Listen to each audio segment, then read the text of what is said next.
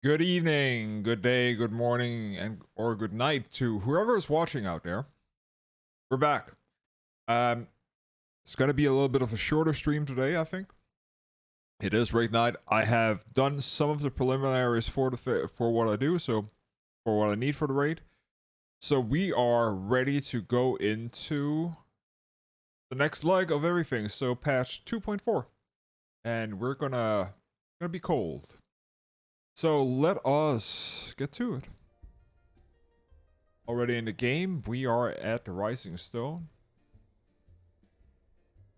And we're just going to turn up the audio a little bit. So, we left off yesterday with a lot of things. A lot of things happened. So, we came back from the Crystal Tower and finished that. We didn't do that yesterday. The story of yesterday's thing was we came back for that. We talked to the Alpha Node.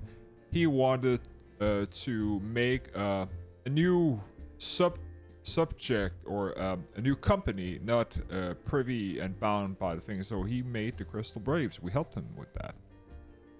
And before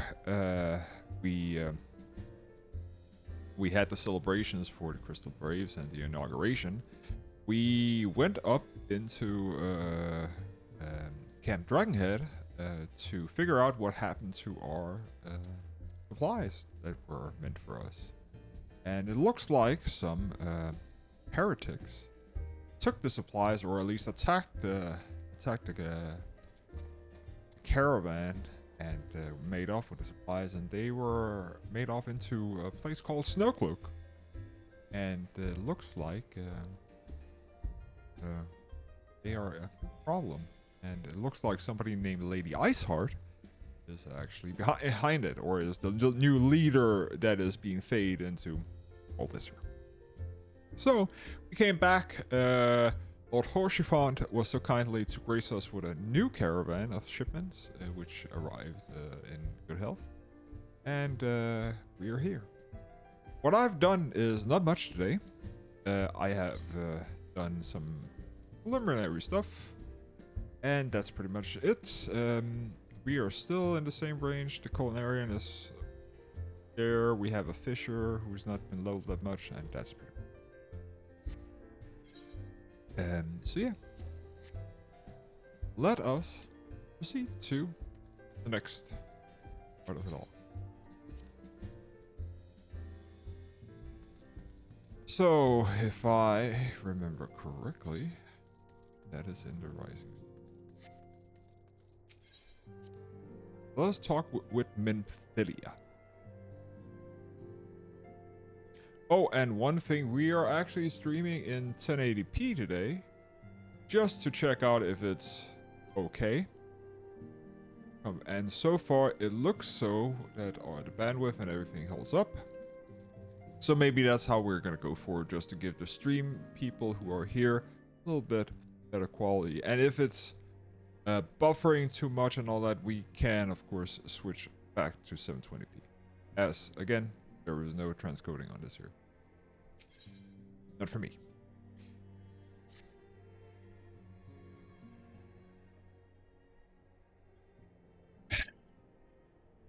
Try as I might, I cannot shake the creeping sense, the dark foreboding, but it avails us not to fret about the unknowing.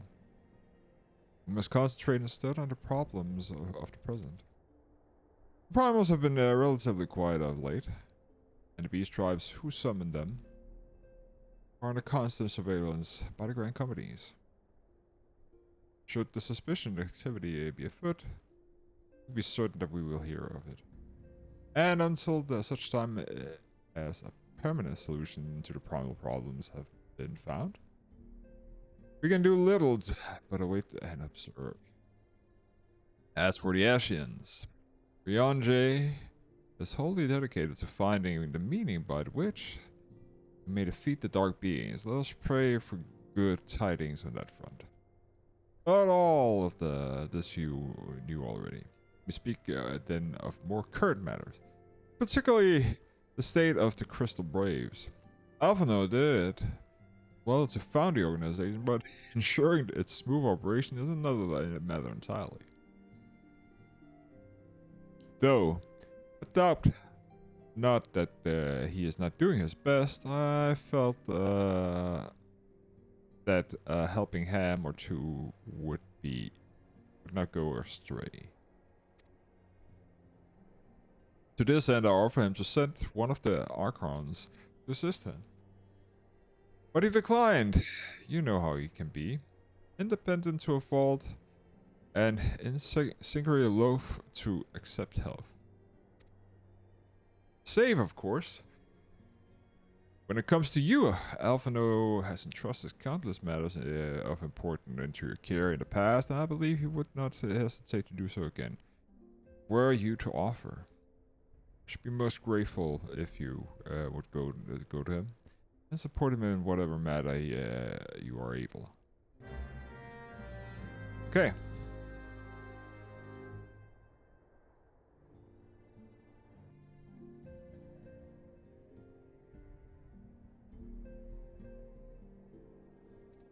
So where is he? Oh, he's outside. Great.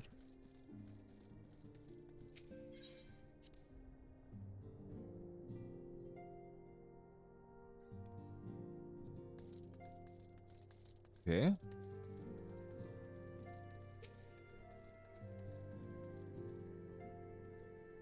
What is it, Sarah? And do be consider and do be considered. I'm rather busy.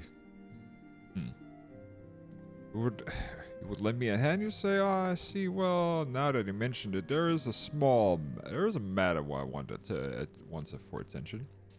Given its senseless nature, I was hesitant to entrust it to my brave, but the demands upon my time are such that I had little choice. Which is not to say that my men want for labor, though. We are but newly formed, and we already have great demand for our services. And we hard pressed to answer all the petitions, but I digress. The fact is, I would sooner attend to particular matter myself, but I'm presently required elsewhere. That being the case, I've trusted the resolution to my second-in-hand commander, Captain Hilbert. Tell him I sent you, and he will furnish you with the particulars. My thanks in advance. Okay. Hilbert, how's it going?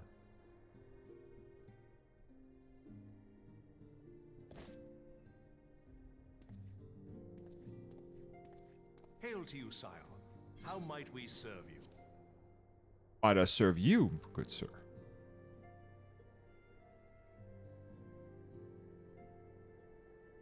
Commander Leveilleur bade you serve us? These are welcome tidings indeed. Given the sensitive nature of the task, I could not rely on one of my own.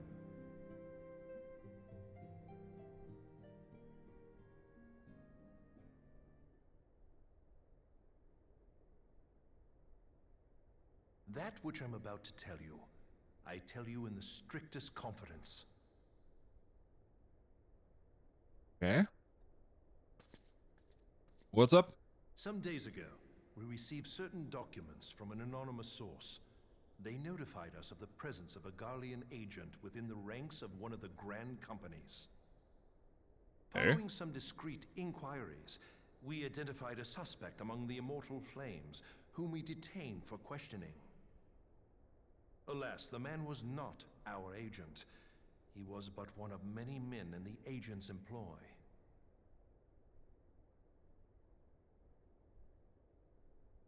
We pressed the traitor for a name, but he had none to give. He claims never to have met his master, whom he knows only as the Ivy. Okay. He was, however, certain that this Ivy had coiled itself around every part of the Immortal Flames. It would seem our quarry joined the company some time ago, and gradually recruited others to his cause. These conspirators are the vines by which he learns our secrets, all without exposing himself. It won't be easy to identify the ivy amidst this tangled mass of subterfuge. But we have a tendril in our hands, and we shall follow it all the way to the gnarled root.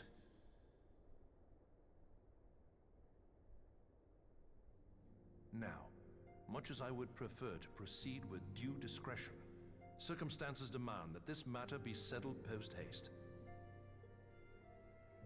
Garlemald's War of Succession nears its end, and it is feared that the Empire will soon resume its march on Eorzea.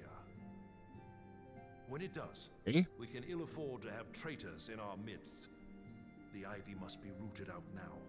But did you inform Roban of We must this? begin by apprising General Roban of our findings. Oh, you haven't? I Oh, ask that you great. accompany me to the Hall of Flames and remain on hand to see that things go smoothly. So, Assuming the ivy's envoy, tendrils pretty are as much. widespread as we believe, he will be aware that an investigation is underway. Or envoy If that is is the it, I think. case, he may well move against us.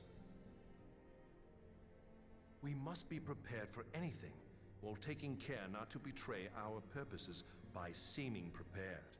A simple enough task for a one-woman army like you. You say that.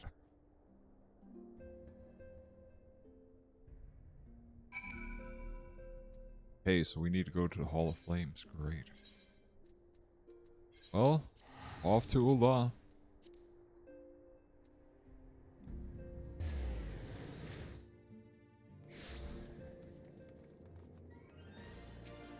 And to the Chamber of Rule. Oh, it was the Hall of Flames. Oh, shit. Oh, we can fix that quickly.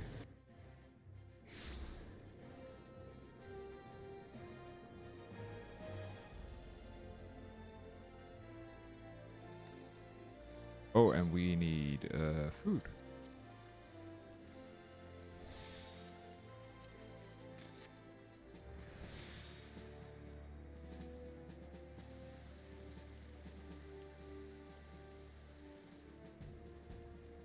Well, well. What brings you here, my friend? Ill tidings. She is here at my behest. Greetings, Roban. It has been a while. Hilbert, you old scoundrel. When they told me you'd be visiting, I scarce believed my ears.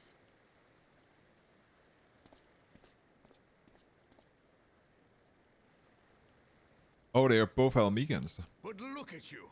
The honored captain of the Crystal Bloody Braves. Who'd have imagined, eh? Not many, but fewer still would have imagined your destiny lay in politics, old friend. Aye. We've both come far, have we not?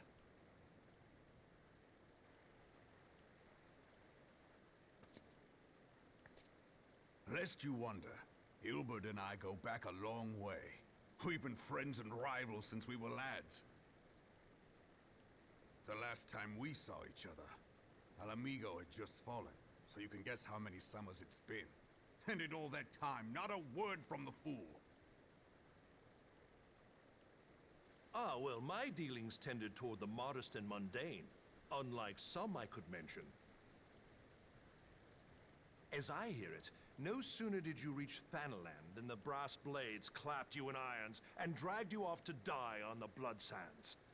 Being a stubborn sort, you won 1,000 matches and earned yourself a place in the people's hearts while you were about it. Then, with your mountain of prize money, you bought the Colosseum and secured a seat on the Syndicate. Those balls, brother! Rags to riches does not do it justice. You're a hero to the common man. Ha! Spare me. I am no hero. If anyone is worthy of that title, it's our friend here. Next to her, I'm little more than a glorified butcher. But you, Wilbert, you sell yourself short. By all accounts, you were an adventurer of some standing. I like to think that I did my part for the greater good. But if you're no hero, then I'm no adventurer, not in this company. Anyway.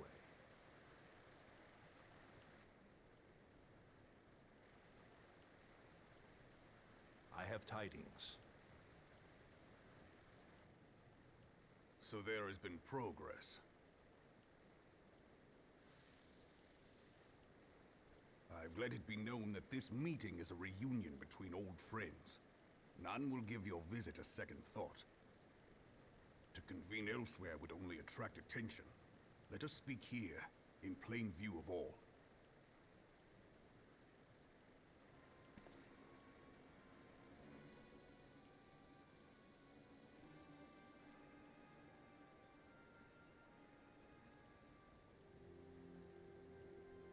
So it is we who have been compromised. I think everybody's compromised pretty much. Aleji's machinations have shaken Uldar to her foundations. In such uncertain times, a man's loyalty may be bought for a fistful of gil. But if this snake has truly been in our midst for as long as you say, we must needs consider a far graver possibility. Conspiracy. Could it be that the monetarists have been in league with the Empire from the first? Very well. I will have my most trusted men investigate the matter. Continue your inquiries in the meantime. It does me well to see you again, old friend. When next we meet, let it be over a flagon of ale. I look forward to it. Let us reminisce of bygone days, and drink to the future of our homeland.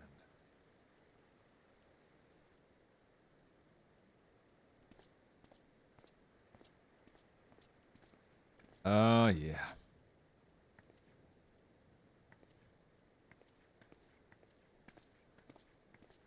So what now?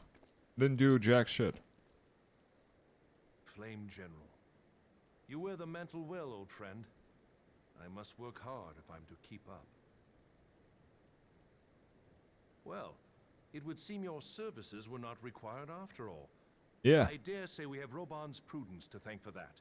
Still, I was glad of your presence. My thanks, Scion. Well, how about you pay the fare back? Not cheap, man.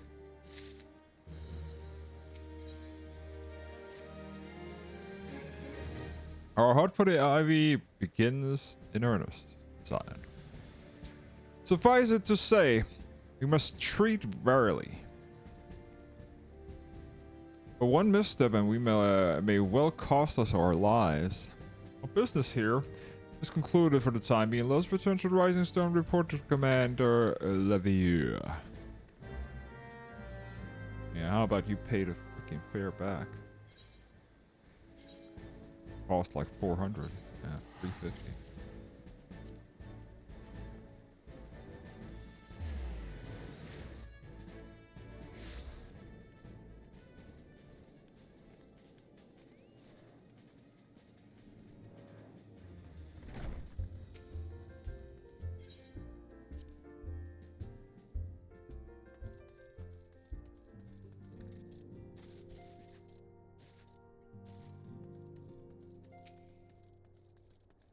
Okay.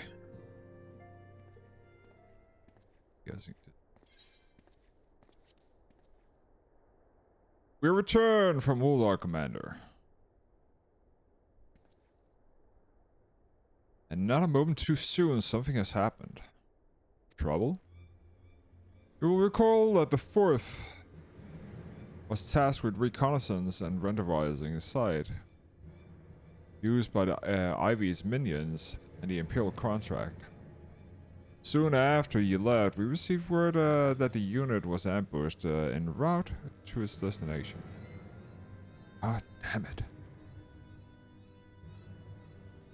According to the report, one of ours has been taken captive. The Galileans are not wont to treat their foreign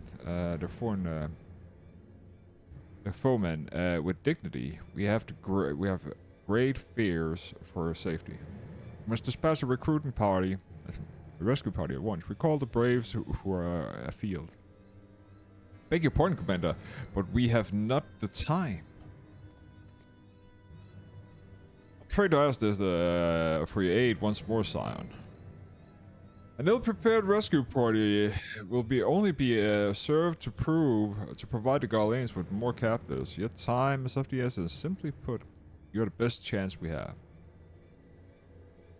Captain Ilba has the right of it. I trust you're willing, but of course you are. Now, Lania and the Fourth lies in wait in the tangle.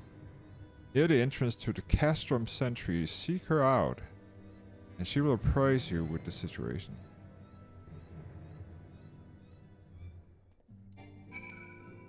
Okay. Ah.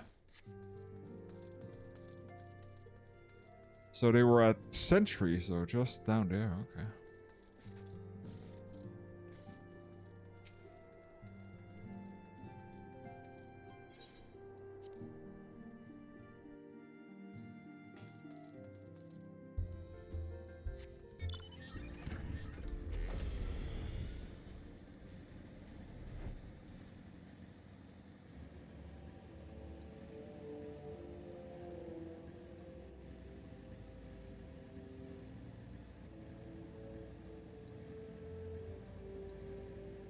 Ivy. Uh-huh.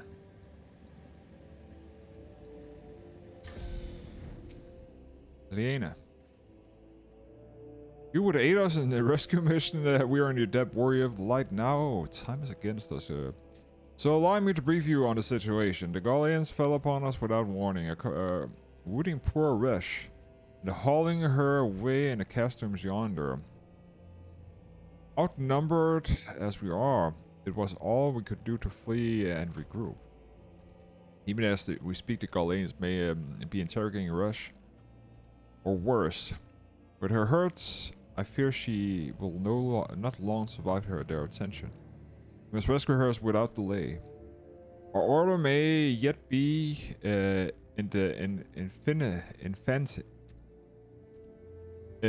in its infancy, but the bond that binds us is strong as Mithril.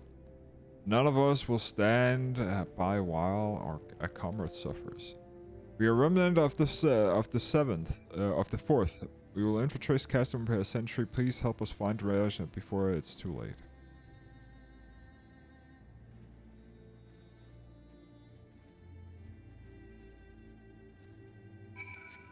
Speak of it.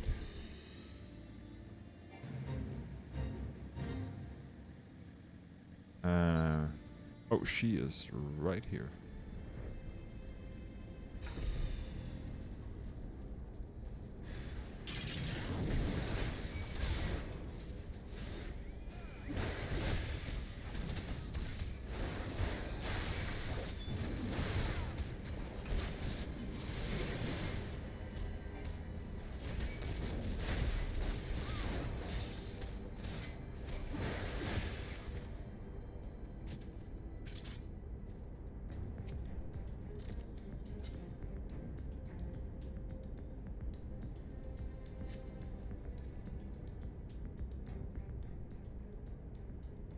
Where am I?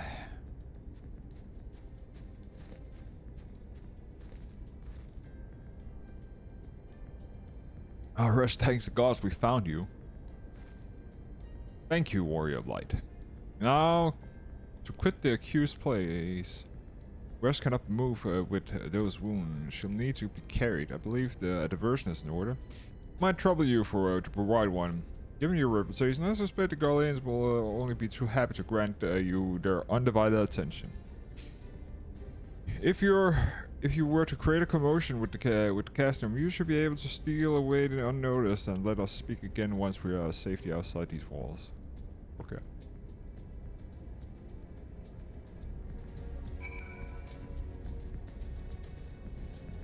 Wouldn't be a big problem. Wreak havoc.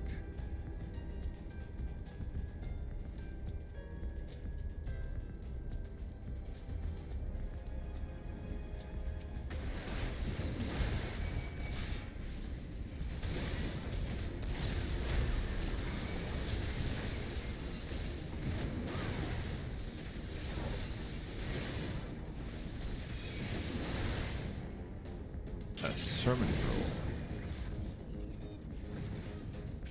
That's one.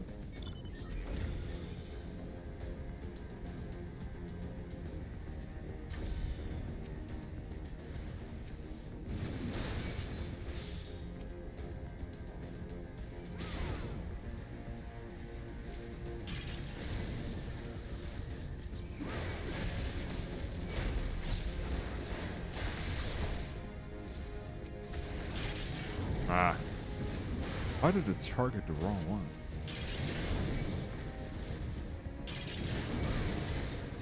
That's weird. Is the targeting busted in the... Maybe I haven't fixed it. Here, a sec, I'll check that out.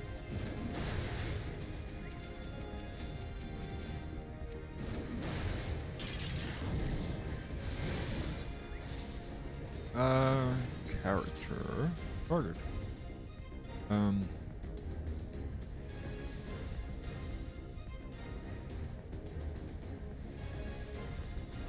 No.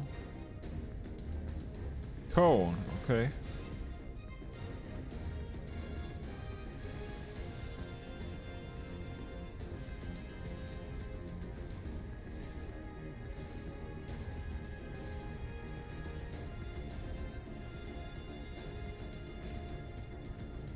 Could be the same as the other one. Weird. Anyways,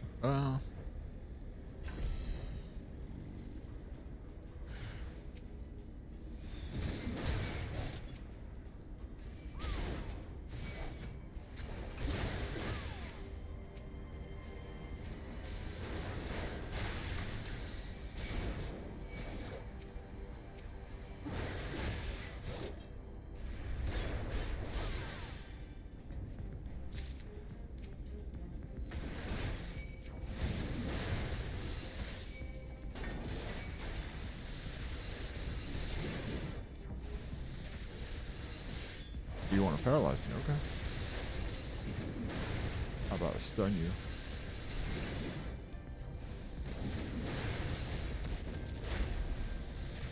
Boy, I need better weapon.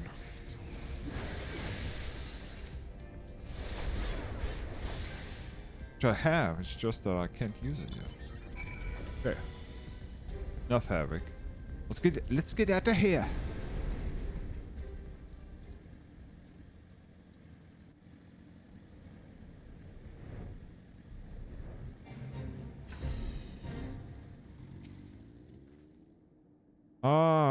I've awaited your return from the animosity.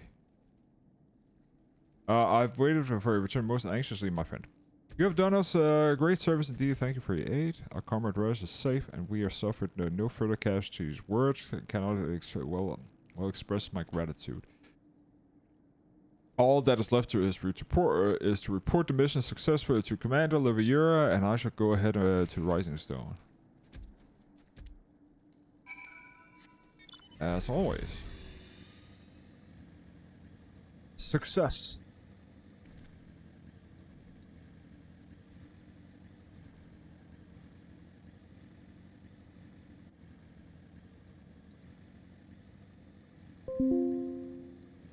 Oh, we got to turn this here off.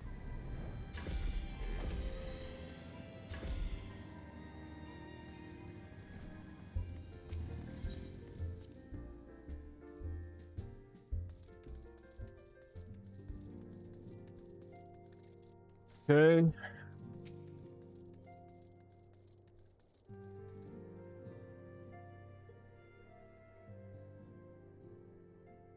Ah, does it me well to see you just return, though I doubt not your powers. Entering the enemy stronghold is generally considered a risky adventure, and I must confess to having been a trifle anxious. But here you are, hale and whole, having succeeded your mission as you won't. Lest you wonder, the woman you rescued is being cared for by the Domans. Thanks to your expert administration, the danger is past, and you have my gratitude, Sarah.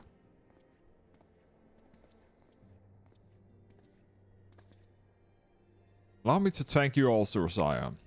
Resh owes you her life. We escaped with minimal casualty this time, but we are ill afford to be caught off guard again. The Empire is not an opponent to trifle with. As you say, Commander, and I will see to it that my men keep their wits about them. And it may yet take time, but I will not rest until we have identified and apprehended the Ivy. I have every confidence that you will succeed, Captain. As for you, Sarah, I realize that you have scarce caught your breath, but I'm afraid that there is no rest for the weary. I require that you accompany me to Kothas. I've been granted the audience by the Ishgardian dignitary. You see, and the man expressively requested your presence. Oh, don't look surprised. You should be familiar with the trappings of a fame by now. We shall depart as soon as you're ready. I'm ready now.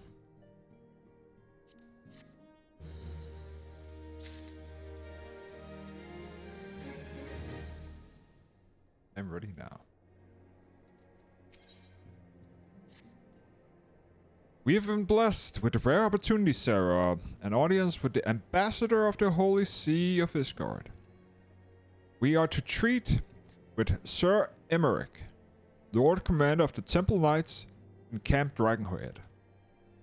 It is considered a great honor to serve the Holy See directly as the Temple Knight. Needless to say, their leader wields tremendous political influence. We would be wise to count his favor. For the reason, I consider your attendance essential, as Sir Emmerich wishes to meet the woman behind the legend. I would not deny him the pleasure of your company. The Tessedon should see wisdom of this plan when you request her permission to accompany me to Kothas. Perhaps you feel this to be a waste of time of your talent, which could doubtlessly be put to nobler use. If so, I should remind you that more good can be accomplished by the stroke of a pen than the thrust of a sword.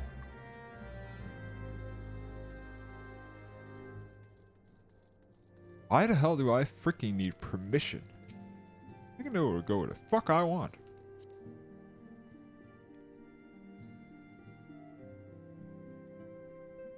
I am still an adventurer. Meeting with the Ishgardian ambassador by all means, I think it would be wonderful, dear. We can receive no report of the Emmer. Atheic disturbances and unusual beast tribes activity this year late. If Alno believes the presidency may help you secure more favorable terms, I see no reason to deny.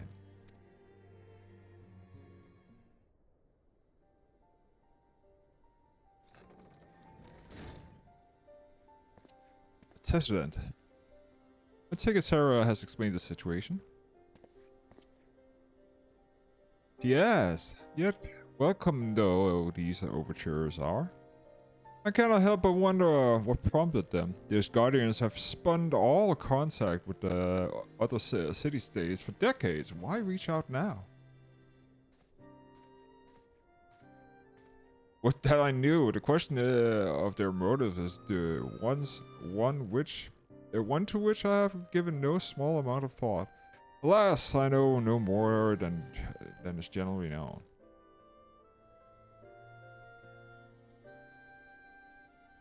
The notoriously elusive nation Ishgard, situated at the center of the Albathia spine, ruled by the Ishgardian Orthodox Church, at the head of which presides the Archbishop, a member of the original Eorzean alliance, formed by the wake of the Alamiga fall some 2 decades ago. Friends who withdrew of the alliance as soon as the Imperial fleet was routed at the Battle of Silvertear Skies.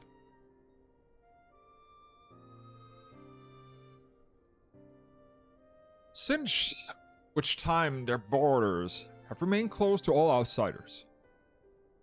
They have rejected everyone of their former allies called to reopen the dialogue, then turning to a deaf ear to their neighbors' plea, even if the calamity loomed large. And on the field of Cardinal, where brave men and women lay down their lives in defense of the realm, their banners were scrupulously absent.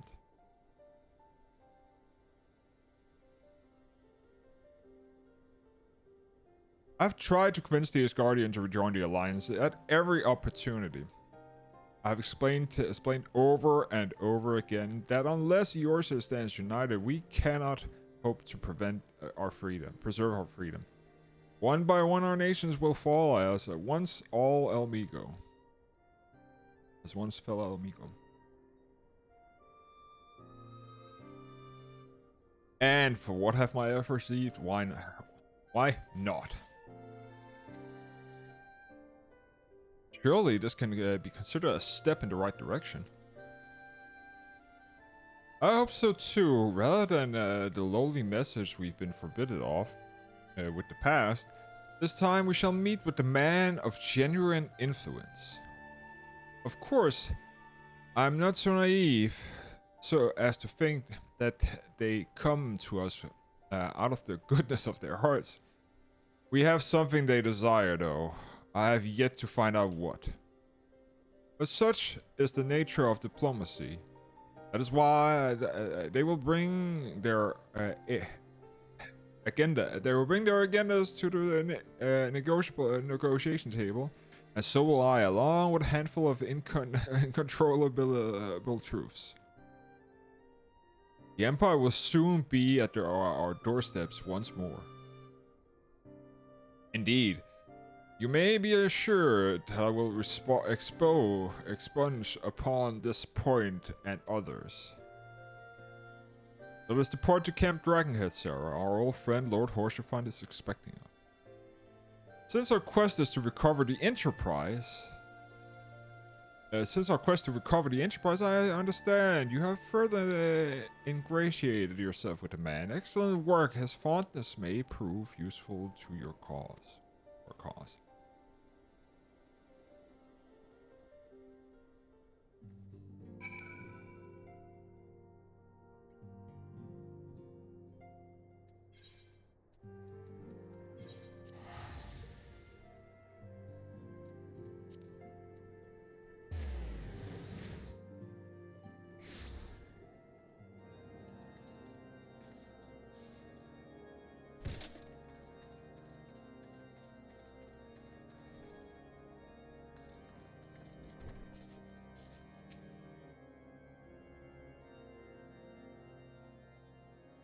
Ah, Sarah, ever a welcome sight. Our hearts have been stoked by blazing in preparation for your arrival. It would not do for such a distinguished personage to catch cold while enjoying our hospitality. Gesture is much appreciated. I fear I shall ever struggle in the cold climates. Ah, good Master Athelno, and honor as always. Likewise, Lord Horsefund. Forgive us yet another imposition. I fear we have riled over much on the aid since you are generously assisted us in the location of the Enterprise. Nonsense. Any debt incurred have long since been repaid. Besides, who can say what the fortune may bring? Powers Vortex may even seek the aid of a newly formed Crystal Braves.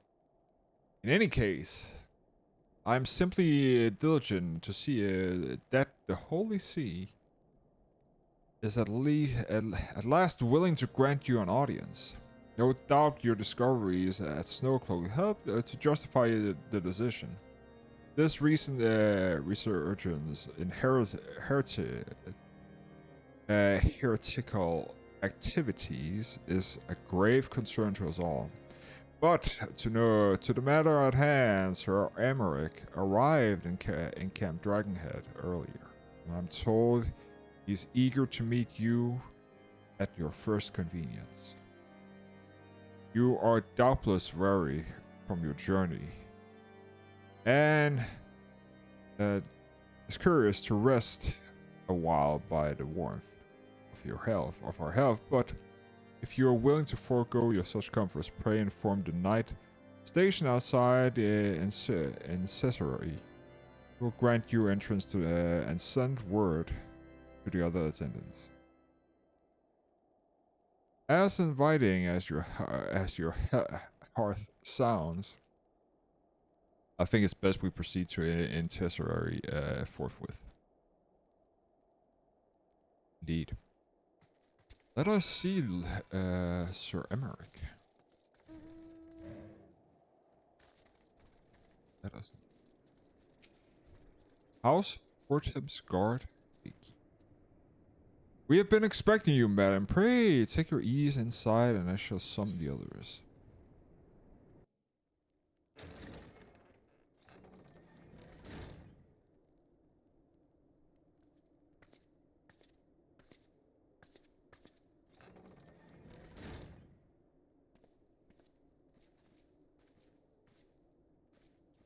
Have faith, my friend. You need only state your case with confidence and clarity. You say that. But for 2 decades, they have done jack and shit.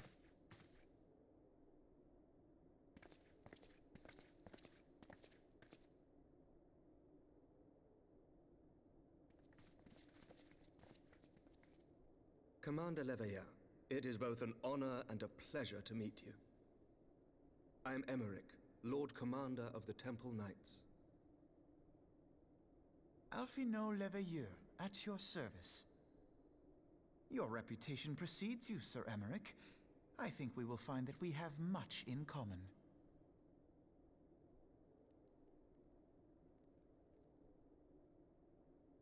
Speaking of reputations, yours towers over us all. Does it not?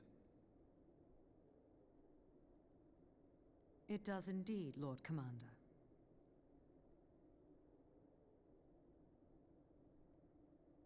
I am not too proud to admit that I have followed your activities with an interest bordering on fascination. Full glad was I to learn that you would be joining us. Now then, shall we begin?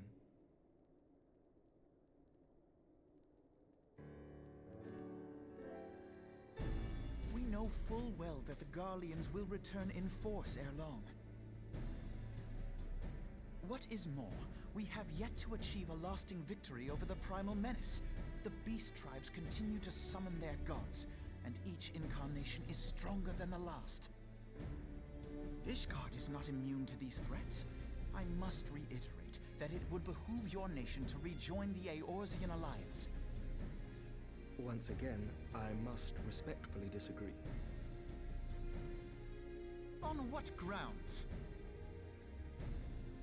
Despite their presence in Kurthus, the Ixal do not concern us. Their territorial claims pertain to Gridanian lands, and it is the people of Gridania whom they harry. Consequently, the Holy See judges this to be a Gridanian affair, and Ishgard does not intervene in the internal affairs of other nations. Even were that not the case, our forces are wholly committed to the Dravanian conflict. We have not the knights to spare. As for the Garleans, we are not ignorant of history. We have observed the rise and expansion of the Empire, and we agree that it is only a matter of time before they resume their campaign in Eorzea. Then surely it would be in our best interests to present a united front. Mayhap one day, but not yet. Gaius van Belsar is dead, and the legion of conscripts he left behind lacks the will to fight. We think it highly unlikely that they will emerge from behind the walls of their castra for some time. Forgive me, but if Ishgard's position has not changed, why did you agree to this meeting?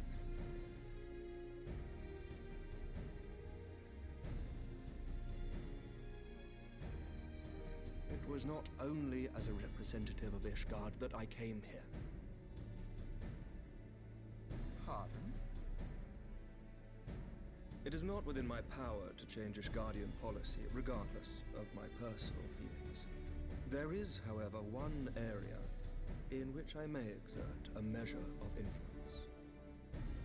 Concerns have been raised over the supplies House Forton has offered to Revenant's Toll. These have led to calls for restrictions on the provision of aid to foreign powers. I can ensure that the shipments continue unabated. Sir Emmerich, we would be in your debt. No, you would not. For I require something in exchange. What? Come on, what? Of late, there has been a flurry of Dravanian activity, the purpose of which was not immediately clear. However, our astrologians have since observed alarming changes in the heavens.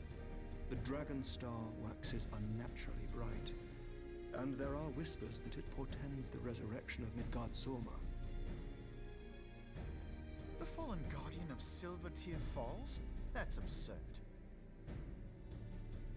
Full many times have I gazed upon the dragon's corpse still wound around the Agrius, and wondered how different our world might be if it yet lived to plague the skies. I do not know, and I do not wish to know, nor does any son of Ishgard. Yet the mere presence of Dravanian forces is not sufficient grounds to send knights to Mordona, whatever our astrologians say. As I told you before, we have not the forces to spare. But we do. So you will intervene on our behalf if we agree to watch over the Keeper of the Lake. Do you accept these terms? I do. I will see that you are kept abreast of any developments. I regret that we could not come to a similar agreement on other matters, but I understand that you are not at liberty to make such decisions. Yeah, because that's the whole the Archbishop only. Will serve to demonstrate to your countrymen that we can work together towards a common goal. Mayhap one day we shall look back on this moment as the first step towards united Eorzea. Mayhap we shall, Commander.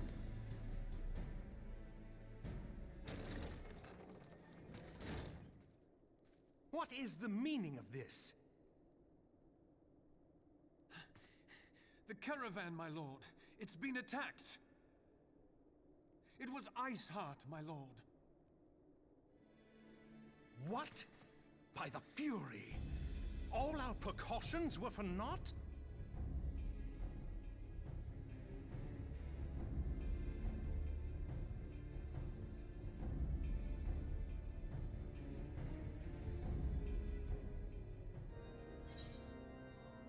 Okay.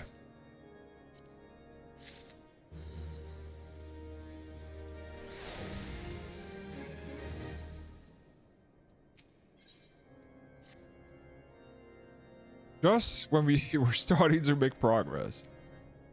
And to make matters worse, the caravan they spoke of was bound for Raven's Toll. Of all places, honestly. Were I so inclined, I should think the gods were conspiring against us. Happily, however, I'm not. I would know more of this attack. Let us speak with Lord Harshaphon and find out what he has learned. Well, I'm guessing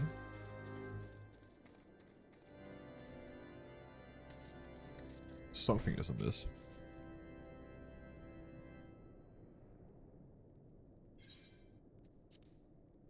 My sincerest apologies for the interruption, my friend. But the situation is such that we must act swiftly. If you would be so kind to as to elaborate. Iceheart heretics fell upon the caravan bound for Raven's Toll, as it was passing through the Boulder's Downs. 'Twas an ambush, swift and ruthless. In an instant, every knight was slain, every crate seized. Then, as quickly as they had appeared, they were gone. Would be impossible feat without knowledge of the root, knowledge to who only if a select few are privy to, I presume. Quite. We can pressure the avenue of inquiry in due course. It seems to me that examining the scene of the ambush should be our first concern.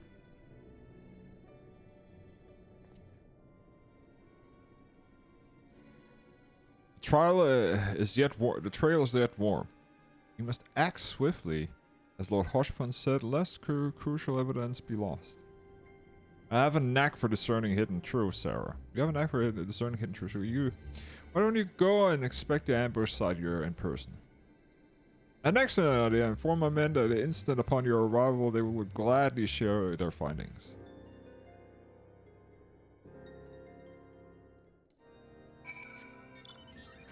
Off to Boulder's Downs. Okay.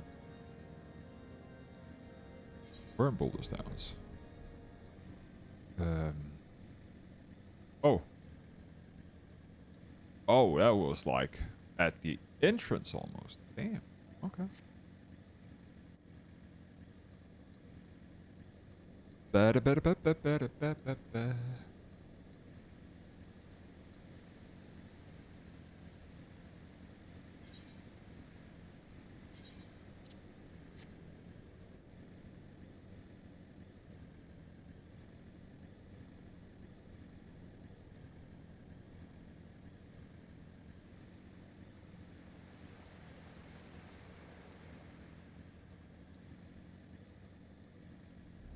There they are. Move along, Adventure. There's nothing. Ah, Lord Hoshfan did a bit speaking with us.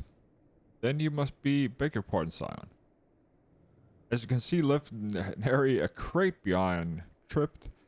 Tipped the wagon for good measure, even. The whole thing a bit odd. If you ask me, it would be easier to just steal it, though. A damn sight harder to conceal it. Allow it. Reckon it came prepared to probably with wagons on their own, hidden and way off. But hey, no heed to my rambling. Absent of proof is not but the speculation. Might be a squaring receiving care of the observatorium. Could tell you something more factual. That is, if he's awake. Unlike myself, he was there during the attack. Not that his presence amounted to much.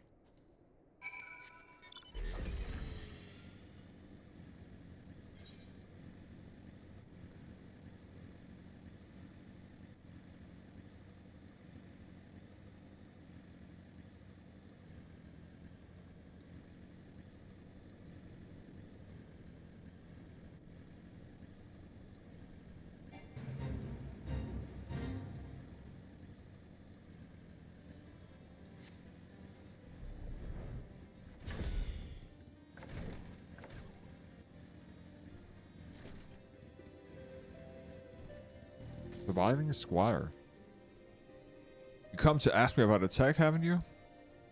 We came upon them before the entrance of the Hall of the Seven Echoes pilgrims. We make them as lost and ill-equipped for the journey further north. Our leader called out to them, and one stepped forward to answer, and slowly she approached, her silver hair flowing in the wind like melting snow, just as a young girl. Though I thought some poor lost lamb in search of salvation. Alida must have thought the same, else why would he let her draw so close? They exchanged some words. I couldn't hear, and she leaned forward, and as to kiss his cheek. And then he sighed and crumpled to the ground. I didn't know what happened till I saw the snow turn red. And then there was red everywhere I looked. I tried to fight, but it took a blow to the head, and by the time I came to, the others were dead. The heretics were unloading the wagon, and I couldn't. I mean, they'd have killed me. So I just lay still and listened. I saw the people spoke. of deliverance and resurrection. And they spoke of Shiva.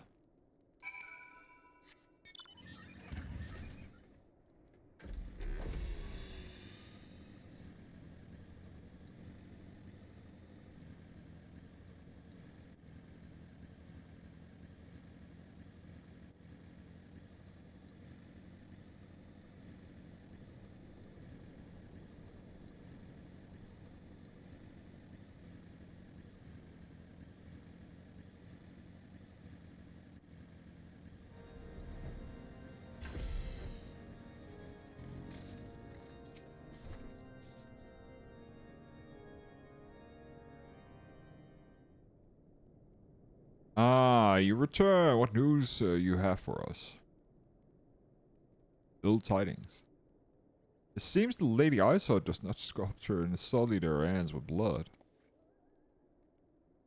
Who is this Shiva the heretic spoke of? We have not read a single line of the in Shiridan's master alpha note.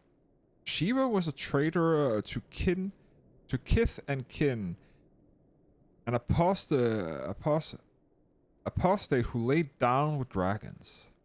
No, we cannot expect all foreigners to know the Ishgardian scriptures so well, particularly when it comes to concerns the patron saint of heretics.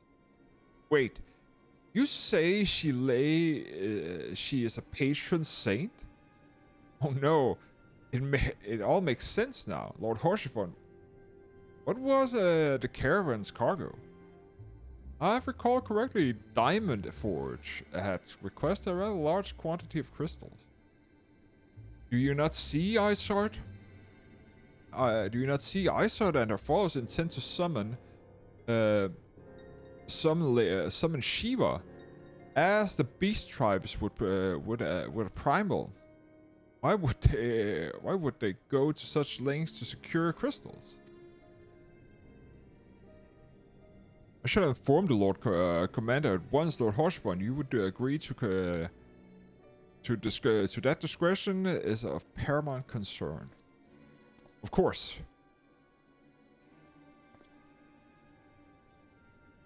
Trust we can count on your continued support, Master Alphino.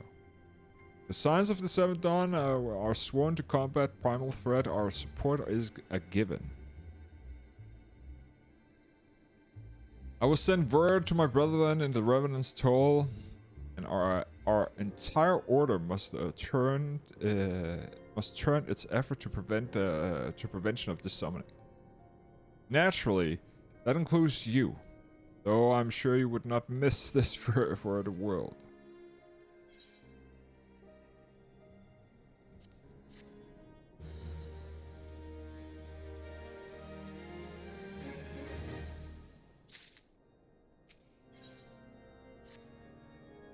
Present attack on the caravans seems a little more than a nuisance at first. Heretics were a problem, but be sure, but a relatively minor one. Let us before discern the purpose behind the attacks. Of course, now they have my undivided attention. After appraising Minfilia and the situation, I shall summon the unit of the Crystal Brave to assist us. As for you, Sarah, pray join me in the Wilburn Fort. Since the incident of the Snow Cloak, the Knights of the House of Dania have redoubled and reinforced the efforts in the region. It is my hope that they have information which may help us to determine precisely where the heretics are hiding. Given our mutual enemy, Lord Dilmont, should be eager to oblige us. I shall see you there then.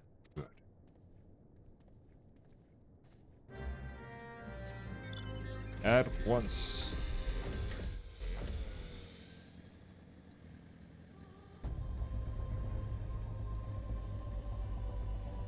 Excuse me.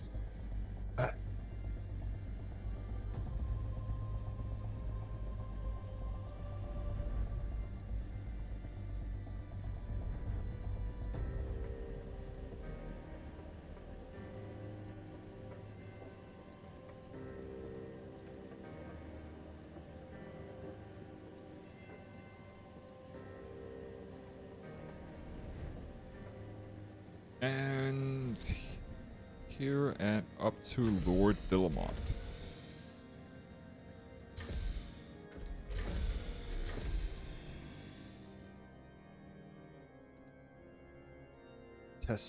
Taciturn Temple Knight, okay. The Science of the Seventh Dawn, why wish to rejoin the hunt for Iceheart? Your assistance is more than welcome, my friend. Considering the report I just received, I dare say your timing could be no better. We're all ears, Lord Dillamont.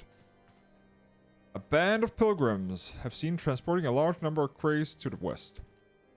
Their garb appears to match the description provided by the squire who survived the attack. Alas, the scouts lost track of them at Snowcloak. That self-same frozen wall, which we speculate might conceal a heretic's hideaway.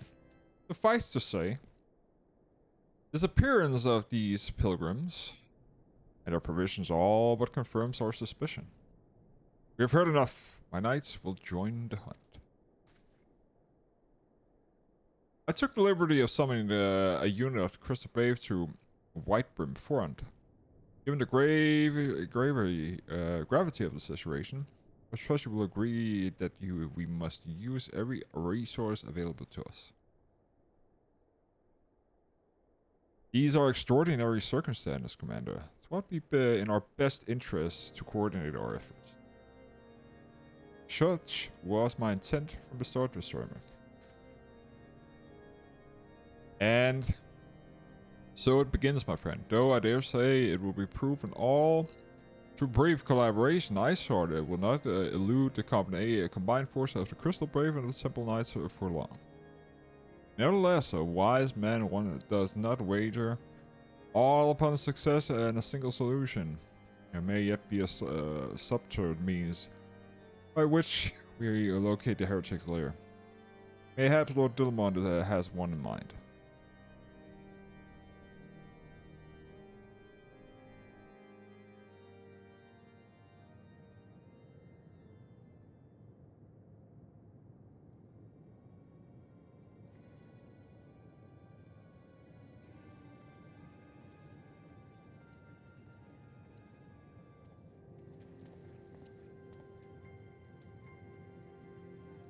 Yes, yes, excellent.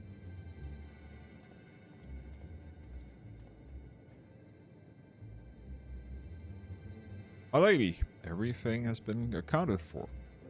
If there is naught else you would have us do, pray speak, and it shall be done.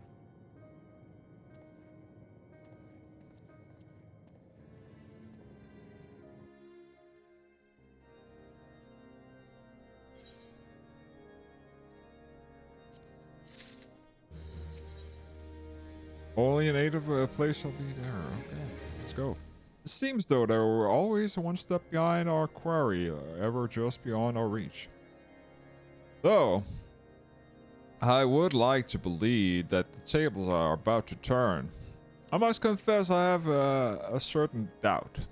A joint effort may succeed, where others have failed, but it could not yet yield the self-same result. Fortunately, we are not without other options. I trust you haven't forgotten the Inquisitor Guillaume. We have not.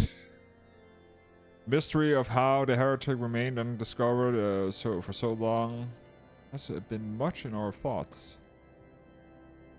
Ask the question of what steps might have been taken to prevent a similar breach of security in future.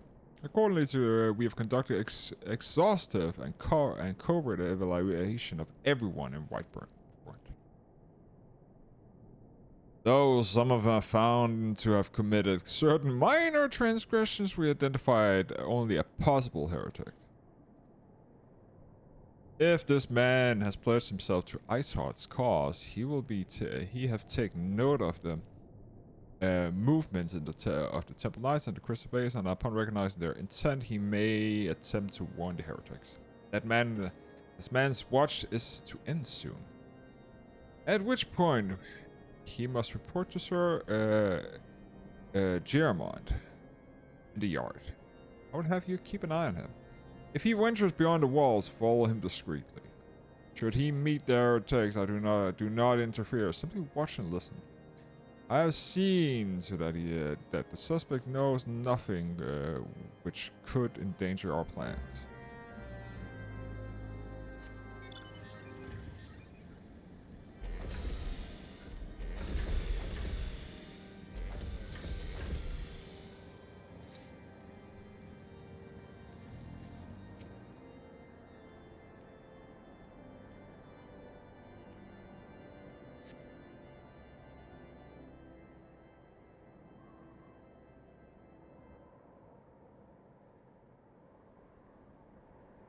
Blah blah blah blah blah blah blah blah blah blah blah blah blah blah blah blah blah. Okay, where are you going, my friend? Where?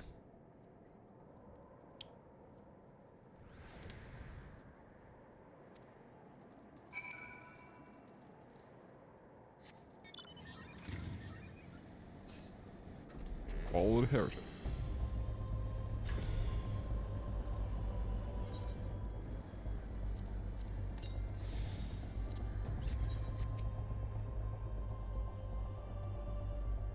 Accused knight.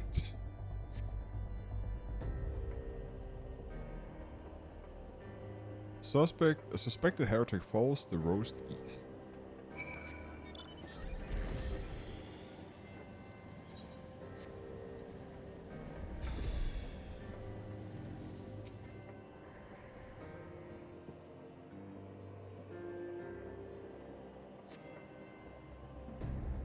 Run, Forrest, run! Suspect heretic heads south.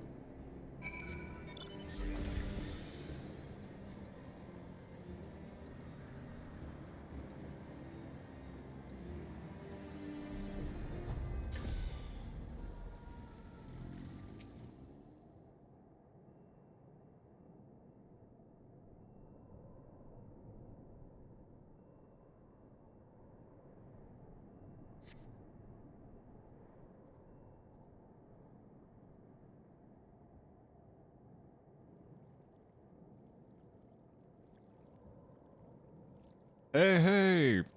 Where the seven hells are you? I'm freezing my my bollocks off here.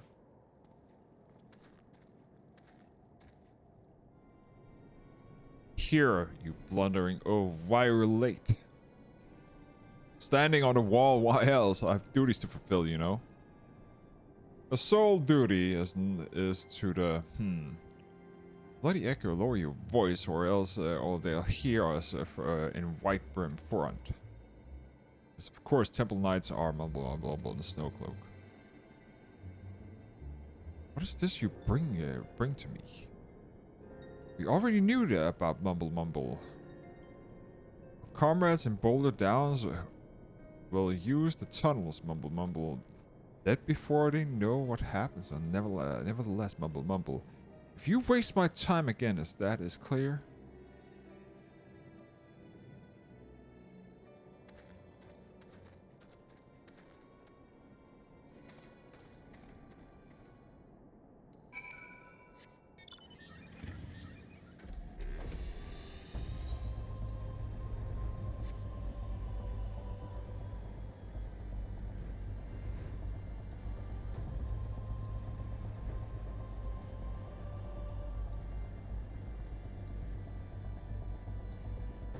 Go from the top, which is faster.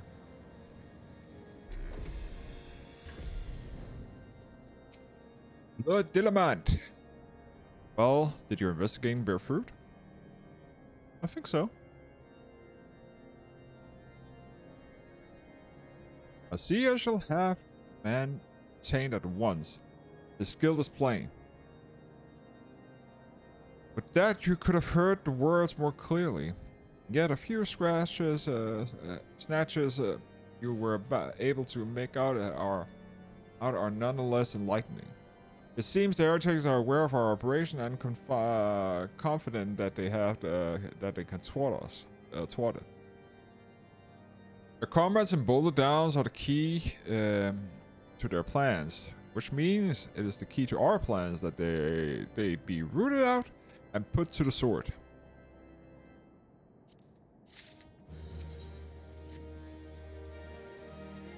We have long suspected the heretics used the secret tunnels to traverse the highland undetected. Given to what you overheard, I fear the Snowcloak may be riddled with such passageways, and that the heretics in the Bold Downs are planning to use them to take the forces unawares. Needless to say, we cannot allow that to happen. A contingent of House Duradane Dari. A contingent of the Duradane Knights are on patrol in that area, and I shall order them to begin search of the heretics at once.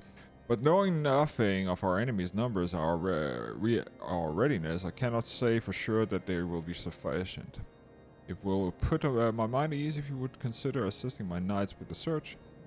I know they would be take courage from your presence of so historic a warrior. Pray runnerwise with them at Boulder Downs. If Helone is kind, we may catch these heretics before the plans come to fruition. Show them no mercy, sir. The lives of our allies are at stake. Okay.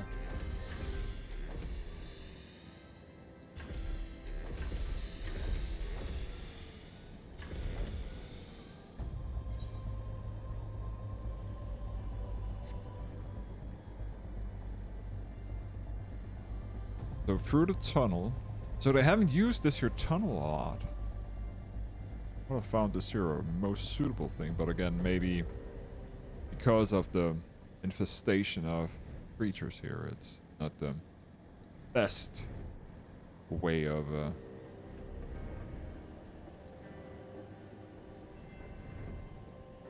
traversing. Oh shit. Not good.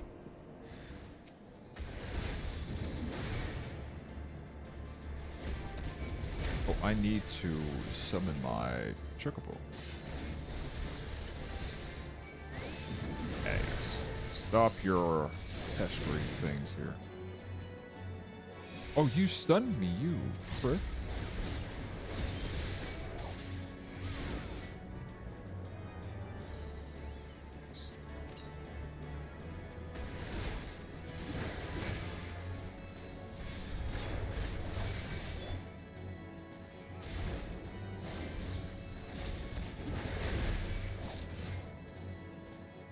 Anybody else?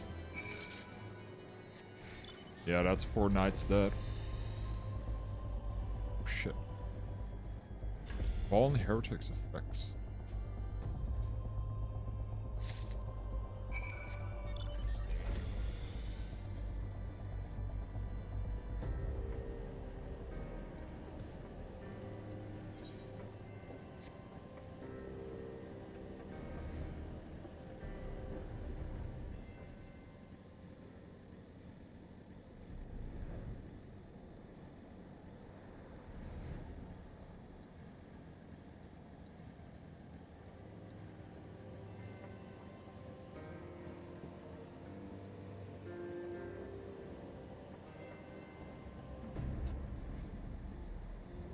Okay.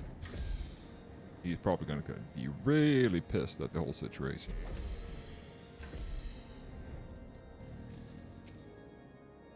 Rilamont. My knights send a word of your coming, sir. What happened? What's this in your hand? A very bad tiding, my friend. By the fury, those were veterans with 6 years of service. And now they lie dead in the snow? Their bodies must be good to be recovered and... Oh no. We have not the men to spare, not now. Not while Iceheart prepares to summon an abomination. The heretics who dispatched were not of sufficient number to concern with the combined strength of the Temple Knights and the Crystal Brave. There must be others. I'll wager they are on their way to Snowcloak as we speak. To make matters worse, it seems that the traitor you fought managed to pass the heretics somewhat something of value after all. Parchment you discover is the timetable of the guardsman's watch at the outpost of in Snowcloak. The traitor was stationed there long before he aroused suspicion.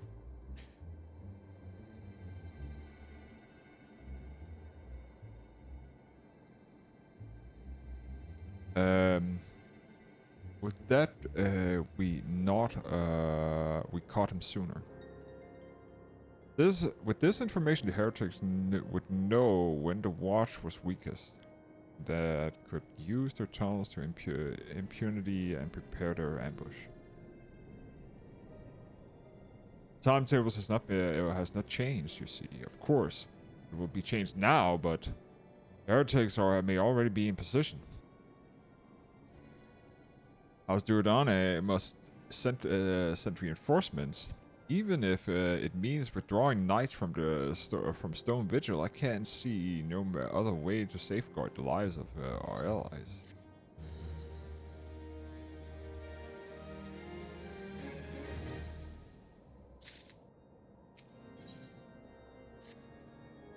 Time is of the essence, Sarah.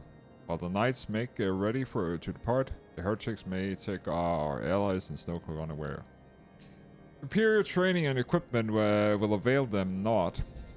If they are cut down ere their sword is drawn. But all is not yet lost. If you leave now, you may still have be time to warn them. Make haste, proceed, I beseech you, to fly to Snowcloak. And tell Sir Emmerich everything we have discovered.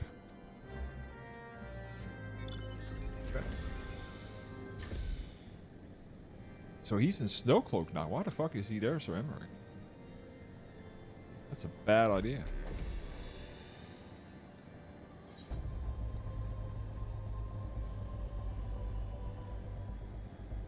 Okay.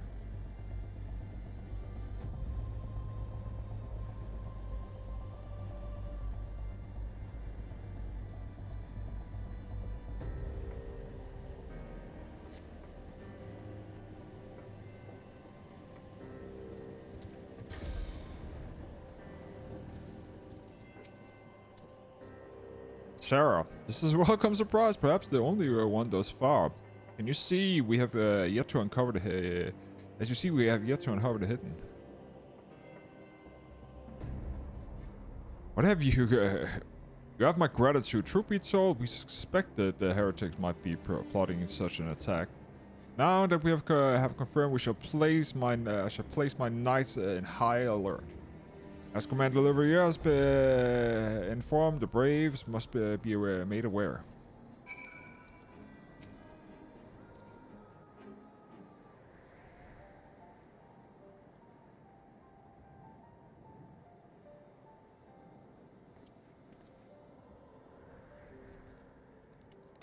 Must be here, I'm certain of it. Why else would they go to such length to defend Snowcloak? This is but a pity of discovery comes when... discovery comes when our enemy has us at such disadvantage. Forewarned though we be, the heretics know the terrain far better than we do. I dare not think of how many are watching us at the very moment. Confounded. This is all wrong. Iceheart has been scrapping to save her our own skin, and we should rightfully be strained every sinew to find her and stop the damnable summoning. There she is. Come here, girl.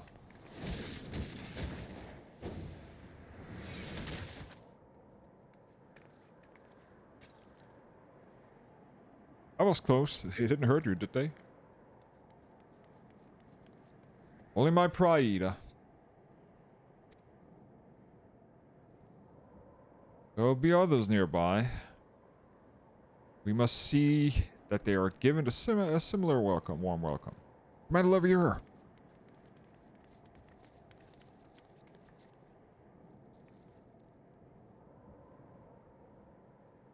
There's been a development, sir. Together with the Temple Knights, we have secured the entrance to the half-dozen tunnels. After plotting the enemy's breaking the service, after spotting the enemy and breaking the service, but that's not all, sir. We think that one of them may be important. Certainly, the heretics nearly flung themselves upon our swords to defend it. Aha! Just as expected, amongst this warren of tunnels, the entrance to the Iceheart's lair summoned the others. We were going in. A moment after, though, the tunnels in question are barely wide enough for 2 men at best.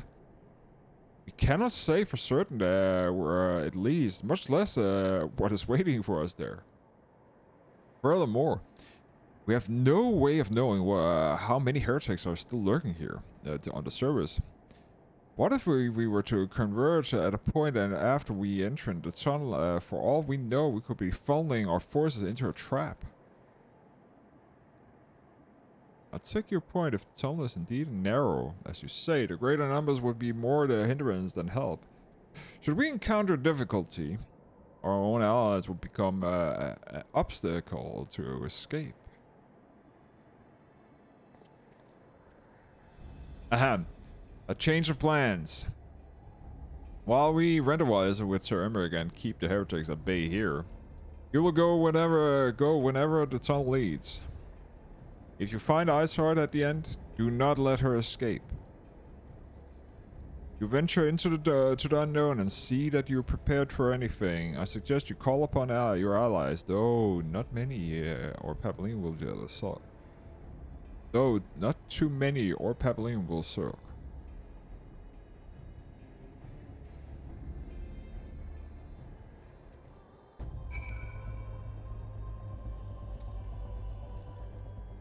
Stalwart Temple Knight.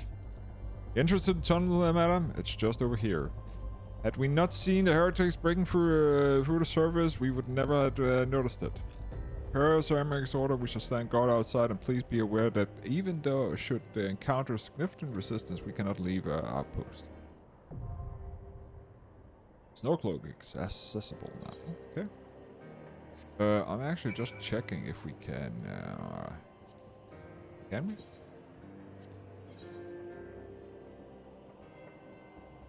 It's just a normal silence. I thought actually we could get Papa Lima and everybody with us. No, okay. We're just gonna do it with players. It's just faster anyways. Snowcloak. Here we go. Oh, fast entrance. Sweet. If the DPS would be so kind to hit the button. Le button, please.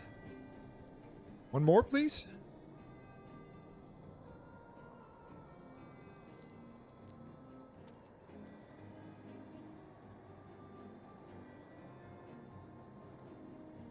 Thank you.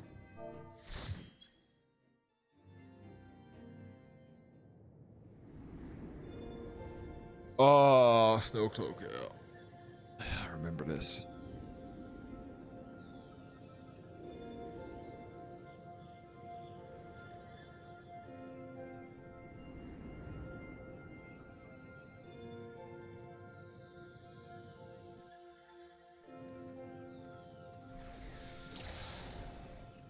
Let's see.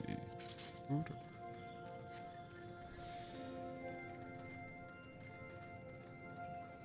Okay.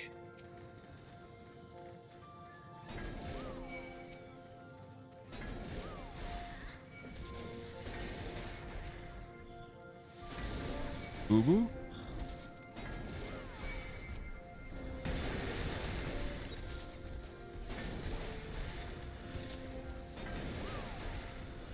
And dog.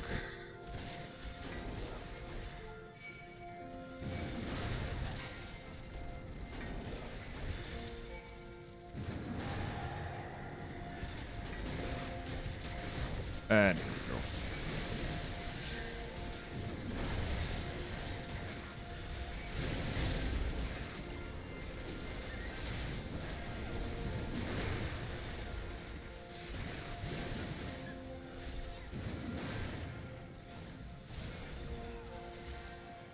Had to use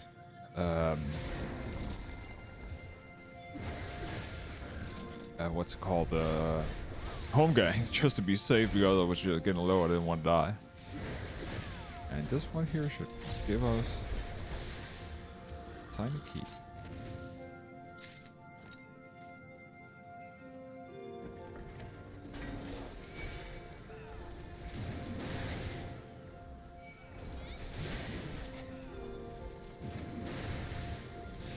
Just gonna let the damage be taken. Maybe just do this just for fun.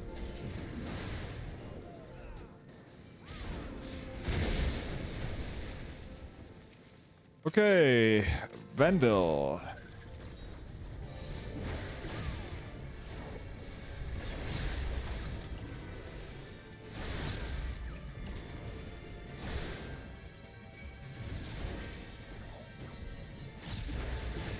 No drift.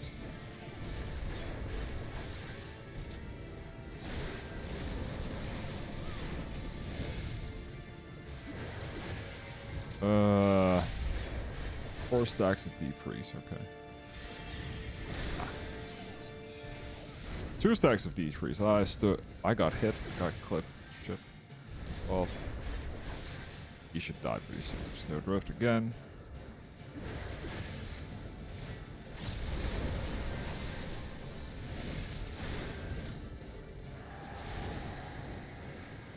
Thunder.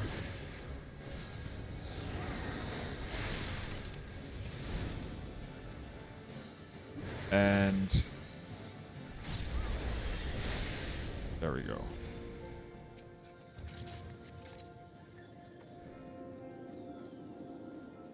Okay.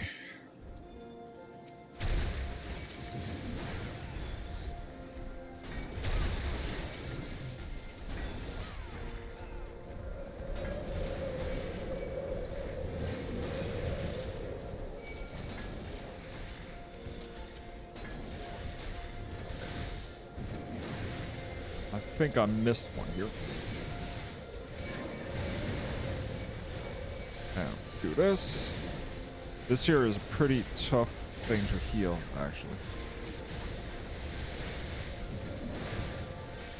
That's because these here do a shit ton of damage. Normally I always pause here before going through because actually this here actually damages you. It's a bad idea to actually stand in it. And here we have Go-Go again. Shit, I got getting hit by this. 8 seconds left.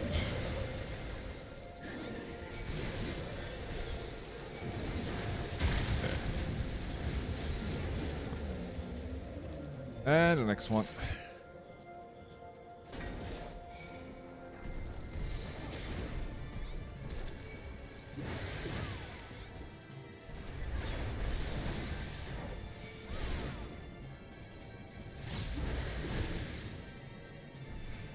There we go.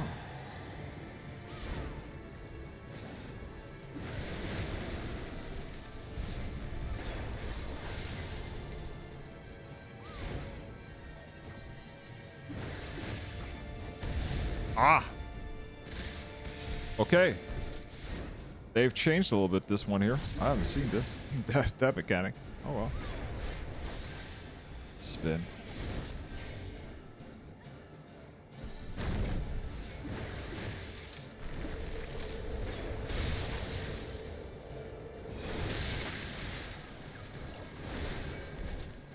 They...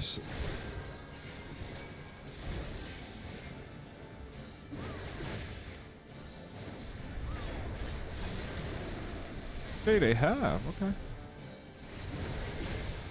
Oh! Okay, so they fully changed it. Okay.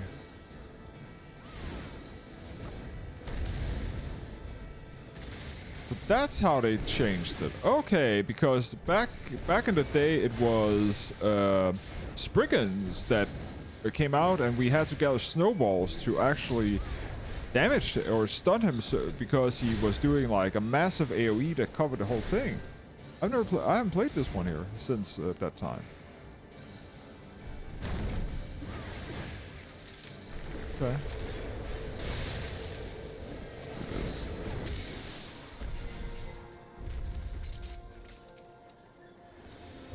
Earring. I don't need this.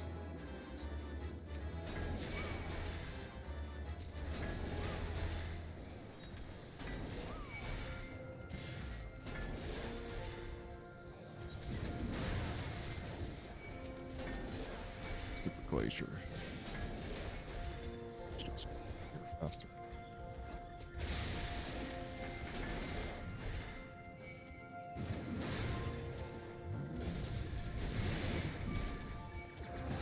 Okay. There we go, and there.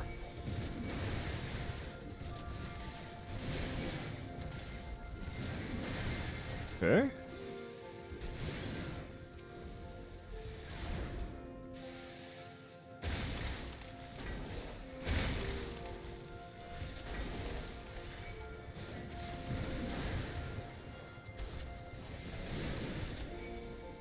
There's the Spriggans.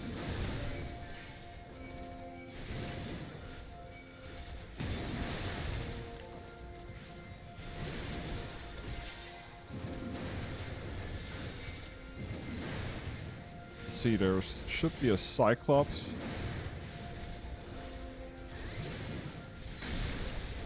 There he is.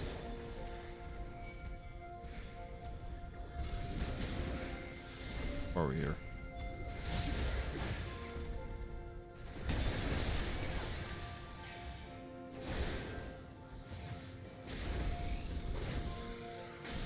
And here we have the next one.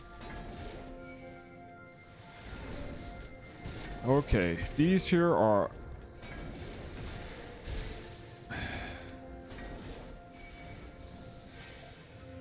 They need to die really fast, these here.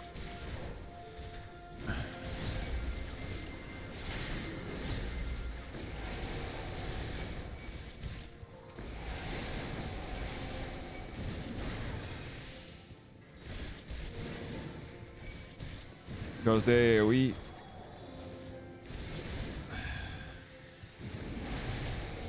Okay, 2. Okay, yeah, we should be good now.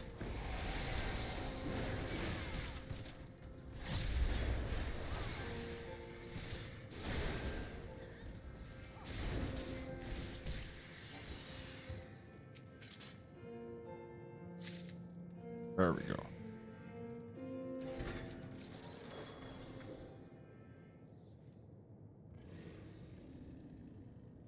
And now we have a nasty wolf.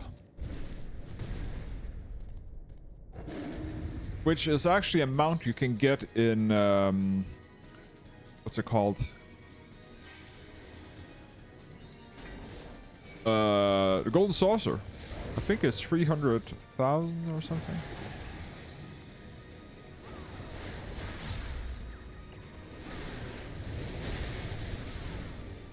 Ah, too late. But too late. This damn stupid ass. Ah, it's, what is it? 1.6? Ah.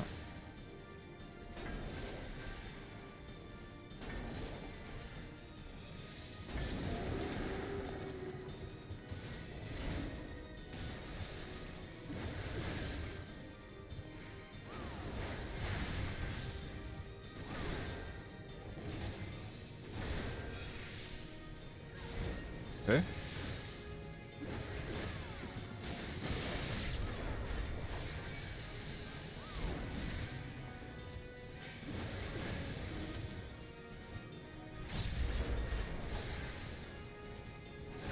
Roar.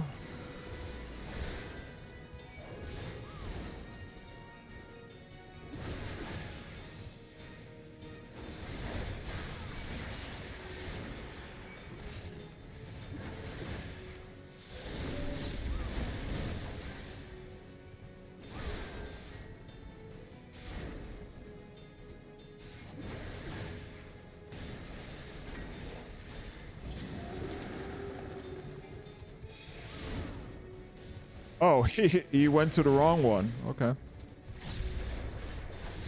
Okay, so that means the healer is dead. Shit. Okay. Home gang.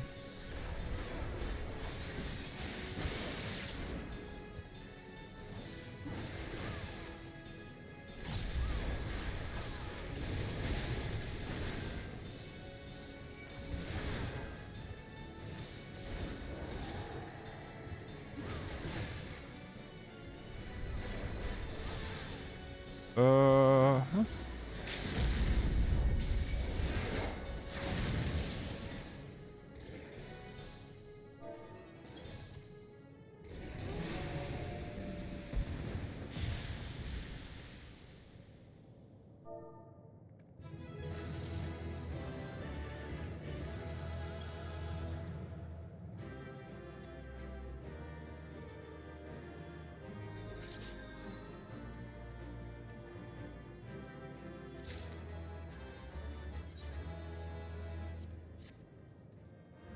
Okay.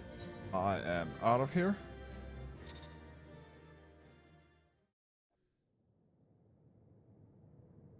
The tales do not do you justice, warrior of light. No, they don't.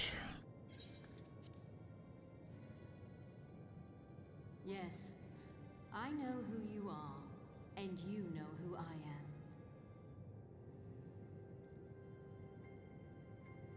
I was given the name Izel, but I earned the name Iceheart. Giselle, okay.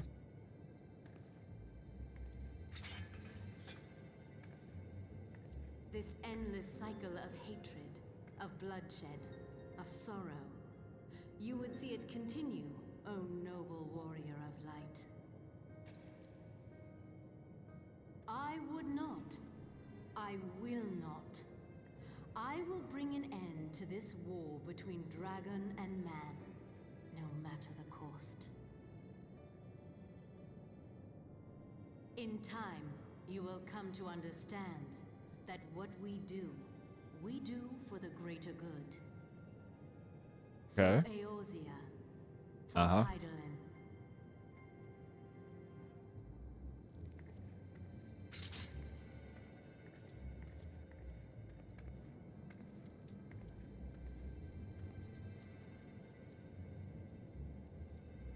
Here we have it.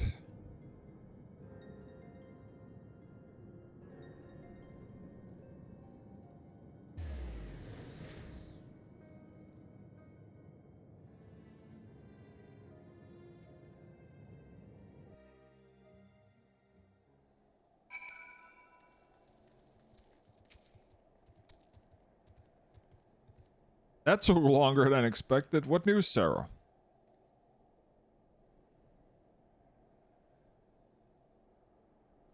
So Iceheart is the pseudonym.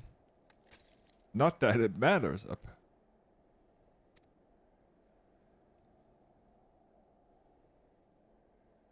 That she managed to escape is regrettable.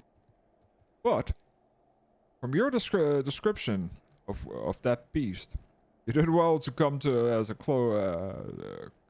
come as close as you did. In any case, now that you have cleared the path, the Temple Knights can begin surveying the tunnels unearthed. Mayhaps they will even find a route past the ice wall. Through that, you do wonders for their fights against the heretics. The Crystal Braves will do certainly share their credit for its due. For 12 be praised, Sarah. May yet turn the situation to our advantage. Assuming we stop Iceheart before she summons Shiva, of course. Needless to say,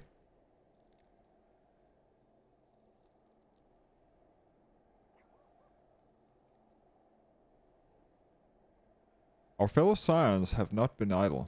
Nephilia and Uranja has been busy pursuing the archives of House Fortemp, gathering much information they can about on Shiva. Which reminds me, if you were to intend to truck back to Camp Dragonhead to report on the day's event, don't. The attendants should be here in any minute. I can assume some people enjoy subjecting themselves to the cold.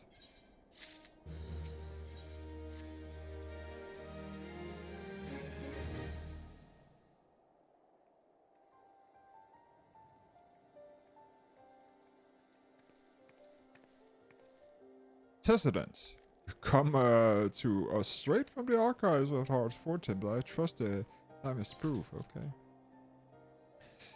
With that in hand, Orianji and I scoured the countless texts. What we have found was questionable rarity? Racis?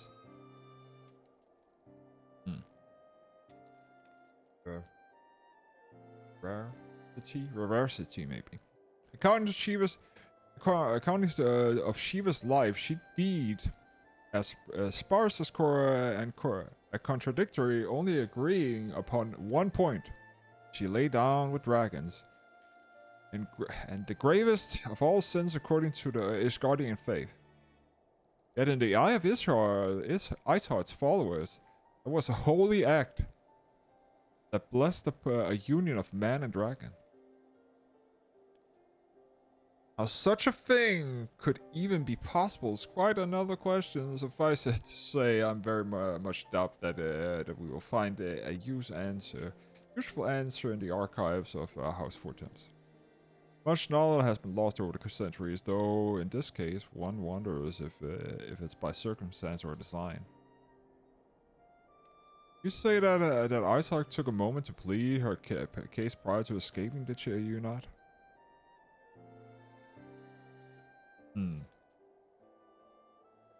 Viewed without precedent. Precedent. Without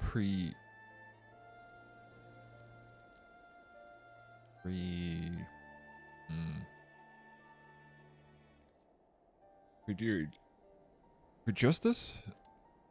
Most would agree to bring an end to an endless war serves the greater good. I think Sir Emmerich might take issue with her methods.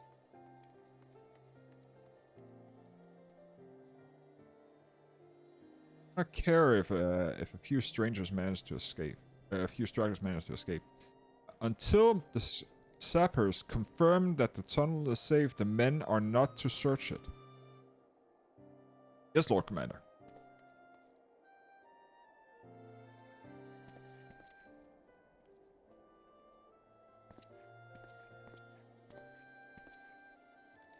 You presume your foes with less zeal than I expected, Sir Emmerich.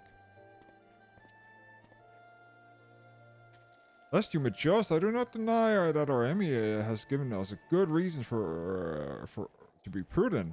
I merely meant that you've been a man of faith that I had expected a certain single-mindedness. After all, was it not by the will of Helone, that the ancestors came to this land? Why they took up arms against the Dravanians? What would they have done in your position, I wonder? There are those who believe faith is a rejuvenation of free will. That unquestioning devotion is required of all who would live a life in service to the Fury. Such righteous forever may well serve the knight on the front line, less so a leader of men. We are all at liberty to interpret the scriptures as we will. I choose to believe that the Fury would value the lives of her followers over the deaths of her enemies. But I would not presume to speak for the Knight of Eld. What's a different time, nay, a different era. The scripture tells us only so much. With that, it told us more.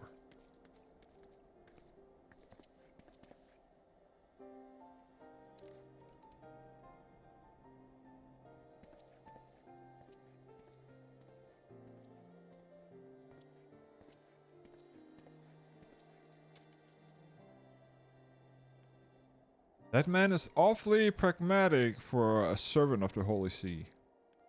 A welcome trait at the negotiation table, to be sure. Less so when one's enemies are making ready to harness power of the god. Perhaps he does not truly believe that Iceheart can succeed. Truth be told, I too remain somewhat skeptical. Shiva is real and a living, breathing woman. Of that, there can be no doubt. In this respect, she differs from every other figure that have been summoned, each of whom was worshipped by God. The sole exception being Good King Mughal, the myth made manifest in their response to the feverish supplications of the Mughal god.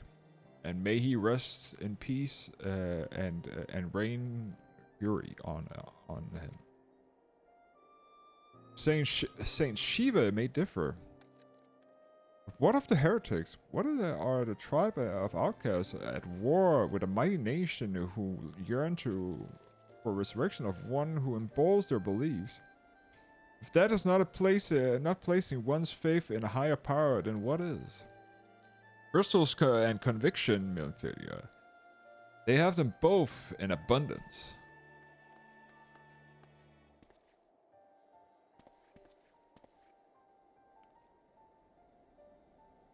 Can that truly be all that is required?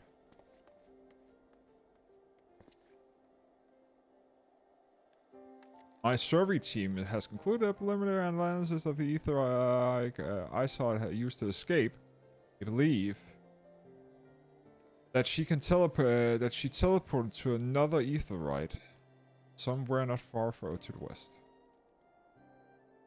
Despite the apparent proximity of the second etherite, however, they have been wholly unable to detect the presence there directly, unless Iceheart has some means to mask its signal. I can only presume she had destroyed it to prevent us from following her.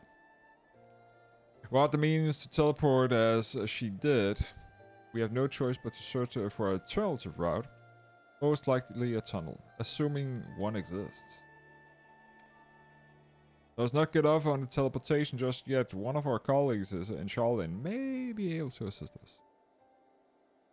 I pray you might be right. I dare not think how long it would take us to survey the entire tunnel system.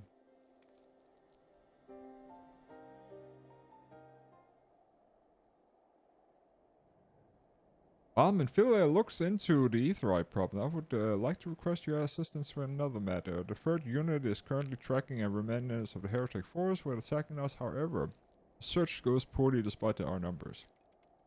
Porthos is vast, and Iceheart followers know the terrain better than we. Your knowledge of the region may serve to hasten the process. The sooner we capture Iceheart's followers, the sooner we can press them for where their leaders whereabouts. Also, though, admittedly a selfish request, I see that my braves would benefit immensely from working alongside you. When we have our share of veterans, we also have a few less experienced recruits, many of whom look up to you, in case you were not aware.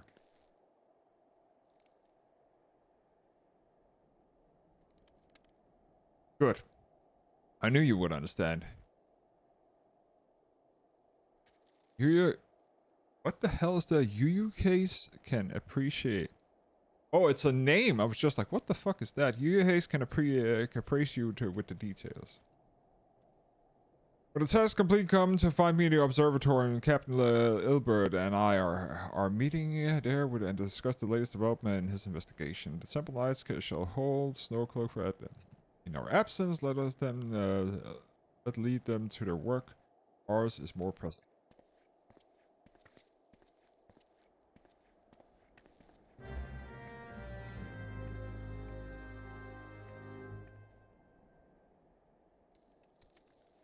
Oh, freaking wow. There you are, sir. Commander Levier instructed me to wait for you. Your assistance is most welcome, but believe me, most of the third hail from Ul'dah, and for a man accustomed to the feelings of sand beneath the boots, this crunch of snow can be rather disconcerting. Oh, to the matter of hand. Nay, a moment ago, I received word that the heretics we seek have been spotted making a definite pass. My braves are already in pursuit, and we should be grateful if you could join them.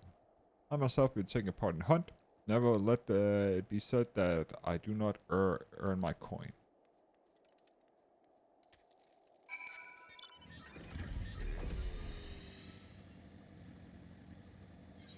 Okay. They are at the fort. Like, why? Like, outside, it should be pretty easy to spot from there since there's freaking guards on the tower. Huh? Ah, bird baby. Okay. Oh, Thrall's balls. My ankles are on fire. I caught my boot on a rock or something and twisted. I fell. The others went ahead through the deafening pass. Hurry and you might catch up. If you aren't sure where to go, look for tracks. The snow is fresh, but it shouldn't be hard to find.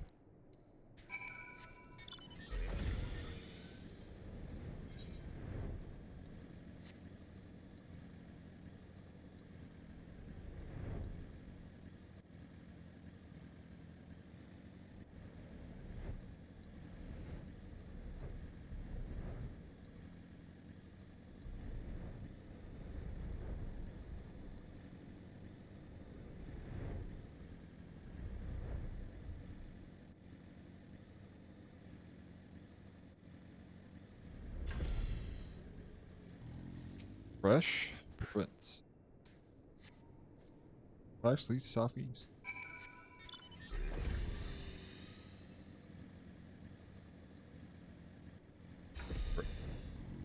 Bird Unit Brave.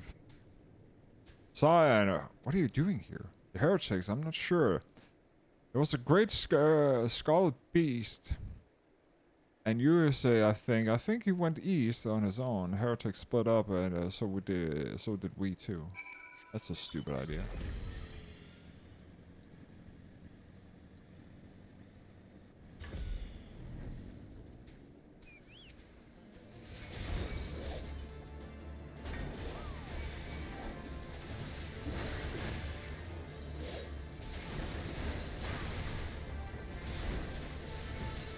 A fateful Harrier.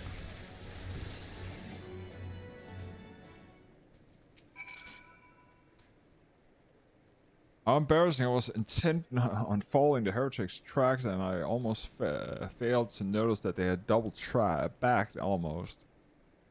Mind you, one tried to sneak up behind me and got a knife in the gut for his troubles. I thought myself alone.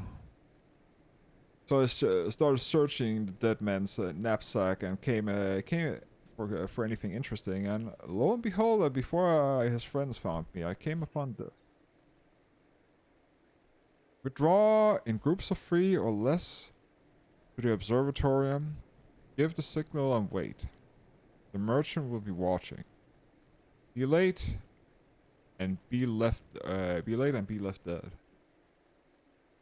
Speak of itself, does it? It can't be possibly meant to render us inside this the place, so we should restrict our search to surrounding areas. Let us rephrase that. You should restrict your search to the wilderness around the observatorium. I will need more than a moment's rest to recover from these wounds.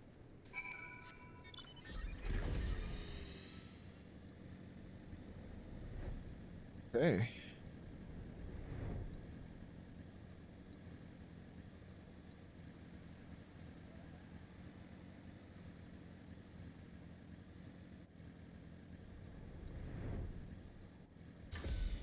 Suspicious Cortha.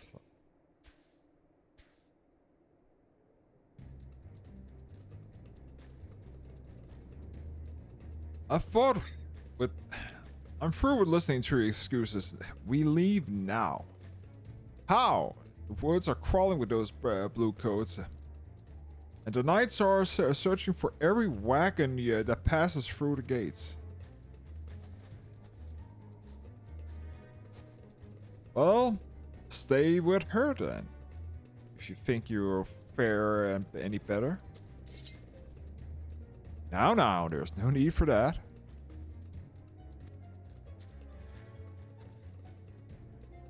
There's a place like this in my homeland.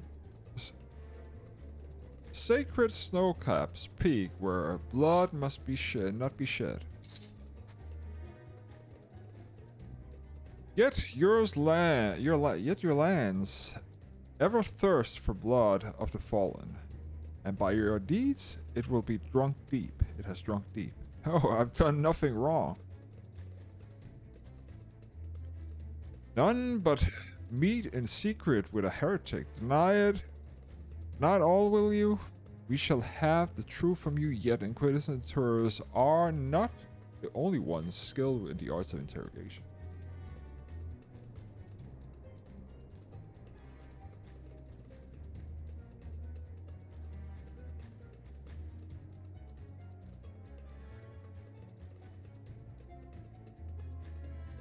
Damn it all.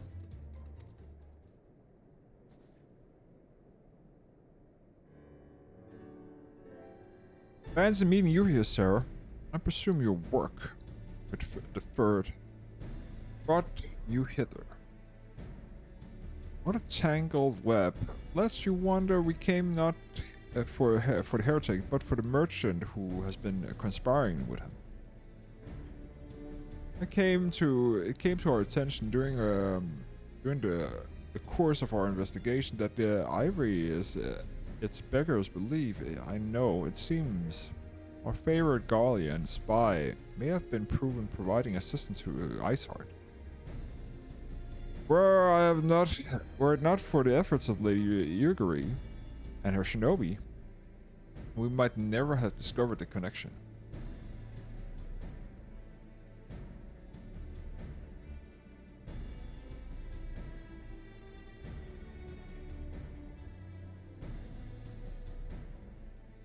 Master Alvner is too kind. I fear for people who have done little to aid your search for this spy. We long to strike back against the Empire and weaken their influence in the land to prevent the tragedy which befell Doma from reoccurring. The reason ahead, the work they promise will require a very particular set of skills which I am fortunate enough to possess. If you will allow it, I would accompany you until the investigation is complete. That is a most generous offer. Lady Yuguri. Thank you. Though it may disappear for time. Know that I shall never be far and I shall always be watching. A comforting thought, Sarah. Let us wait inside Captain Ilbers to return to and deliver her the report.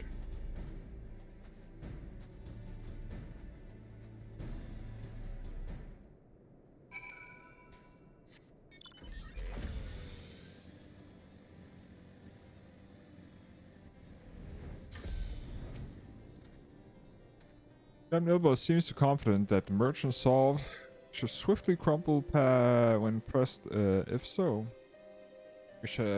we have new information ere long. As to whenever it will bring us any closer to learning that ivory identity, I would rather not say. Given the adversary cunning, I shall consider us fortunate if we have spared another wild dodo chase. The gods know we have more than enough to occupy our time as it is.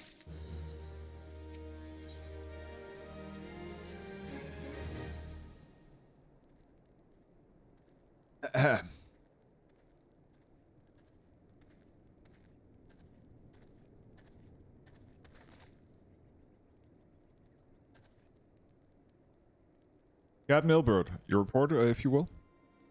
Aye, Commander. Firstly, with regards to the heretics we captured, I regret to say that the man could tell us not that we did not already know of Shiva. We have since handed him over to the Asgardian authorities. Henceforth, the Holy See will pursue the matter independently. Inquiries concerning the ivory, however, has proven more fruitful. I have ascertained the channel by which the heretics acquired their information on the shipment routes. Go on. You will recall the flame we have first identified as being in the Ivory's employment. From him, we were able to trace the trail of conspirators, each taking us closer to the master. His master. Alas, the trail came to an abrupt end. Fearing that the investigation had been compromised, we took necessary steps to detain all suspects of conspiracy. There were 5 on the list, including the flame stationed at Revenant's Toll. A man's primary duty was to keep the inventory of donation abroad, the particulars of which he would share with his benefactors, thereby assuring the needs did not go unfulfilled. By virtue of his role, he was privy to the details of the shipment bound for the settlement. Needless to say, that included the origination of the house at Fort Temple. He knew the precise route caravan would take, and he sold that information to a merchant. I think I can guess which one. None other than a little encouragement, as soon confessed and knowingly aiding the abetting the heretics. Well, the one more mystery solved at least. But what of the Ivory? What are we any closer to prying off his mask? I dare say we are, Commander. Our relentless pursuit has forced him to commit a grave error.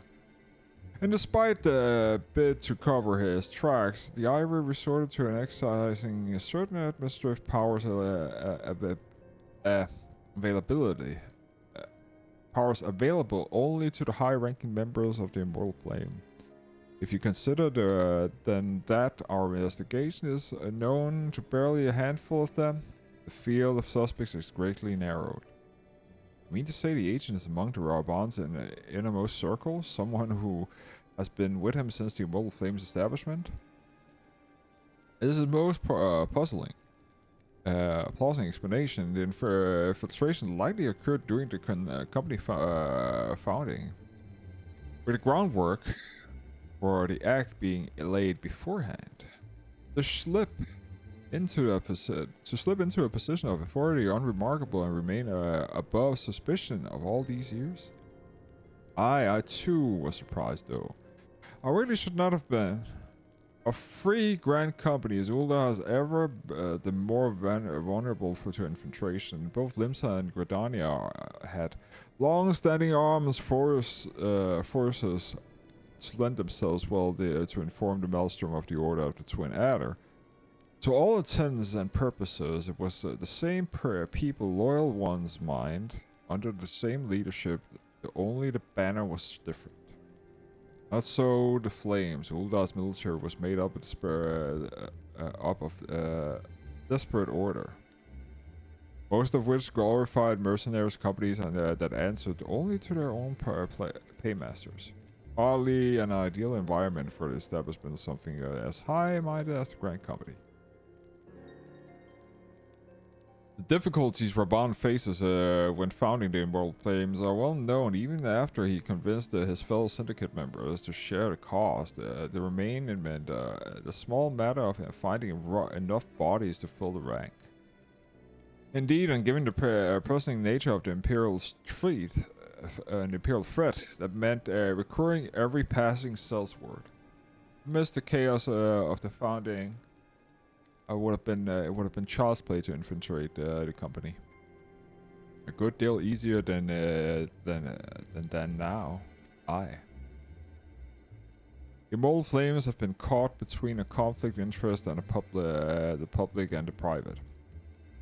Though the monetarists ultimately agree to support the organization's fundings, well, it's not out of charity that they did so, but simply self-preservation.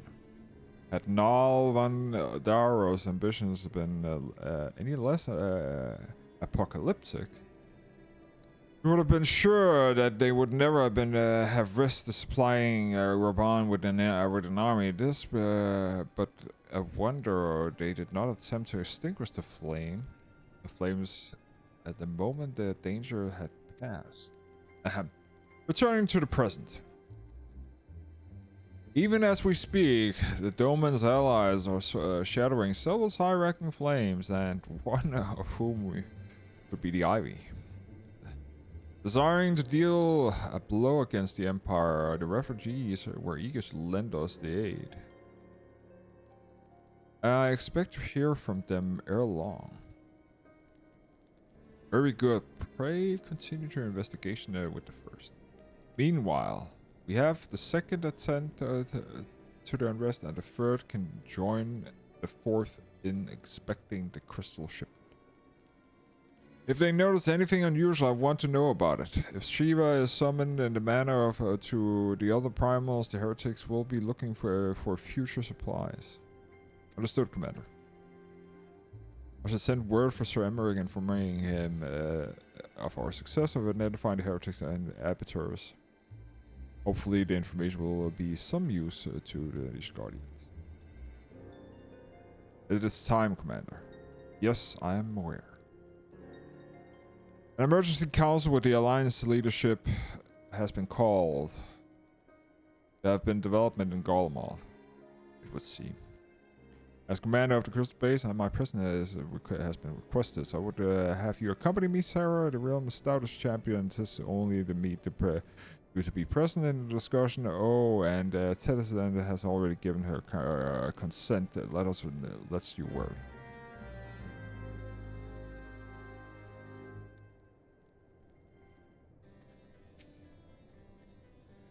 Like me, you are doubtless eager to conclude the business with eyesight, but until another path of the sanctum is found, she shall remain beyond our reach.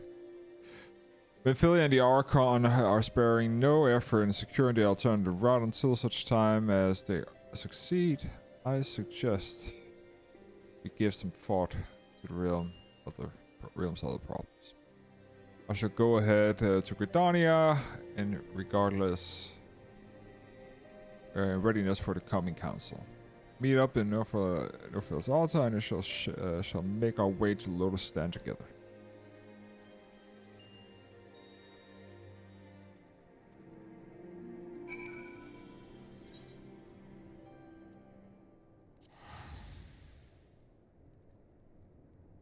Oh.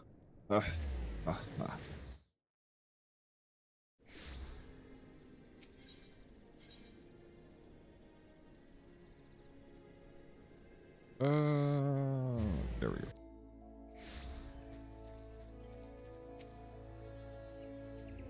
Thanks for coming, Sarah. When you're ready, speak with the Conjurer yonder, and she will let us into the Lotus Stand.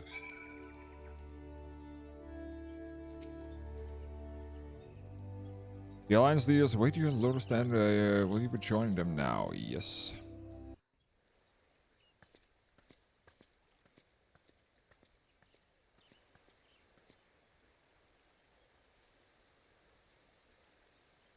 Change has come to the Garlean Empire, and we must discuss the implications.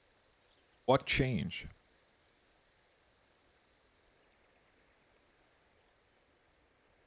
The rumors are true then? The war of succession is ended? It is. A new emperor reigns in Garlemald. Okay. Who?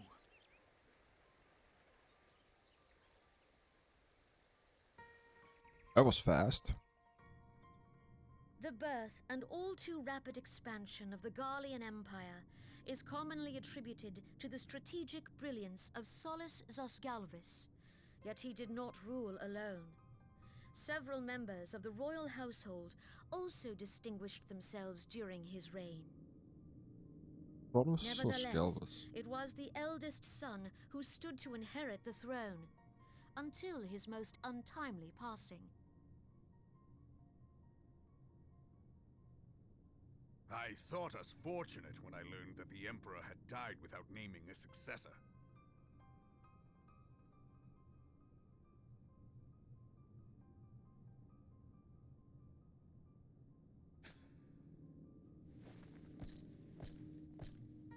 Would that the Garlean Empire had died with him.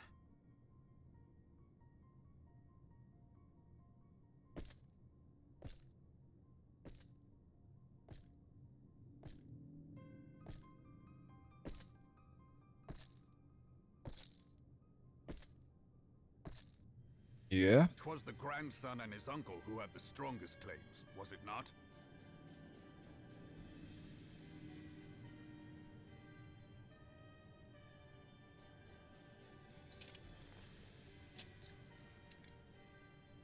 Indeed. Yet claims count for little without the power to assert them. High Legatus Varus Ye Galvus is a respected military leader. Varus So his Ye uncle. Galvus.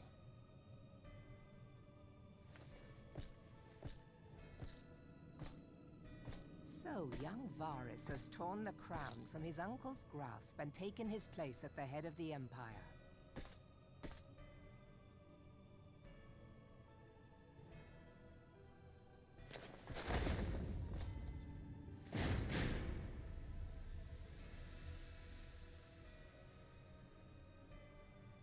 Okay. Varus.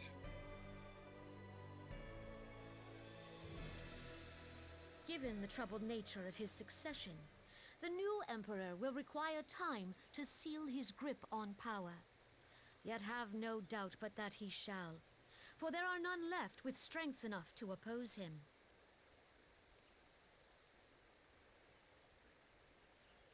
Since the success of Operation Archon, the remnants of the 14th Legion and the forces occupying Alamigo have done naught but fortify their positions.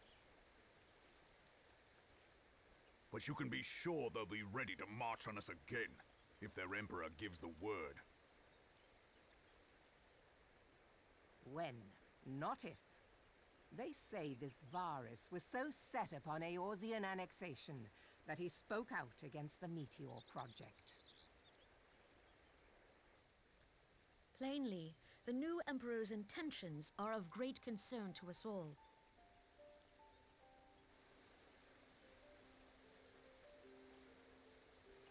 I propose that we set aside the Cartano dispute for the present, and discuss what measures the Alliance might take to prepare for a resumption of hostilities with Garlemald.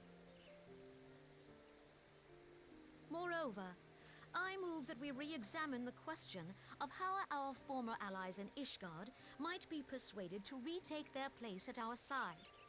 Could Eorzea but stand as one, 'twould deal a grave blow to our enemies' ambitions.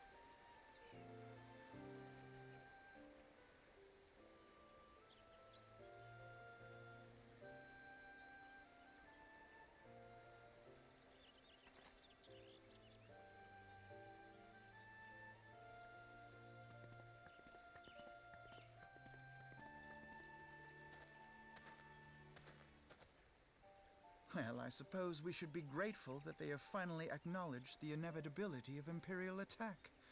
Who knows? They may even do something about it.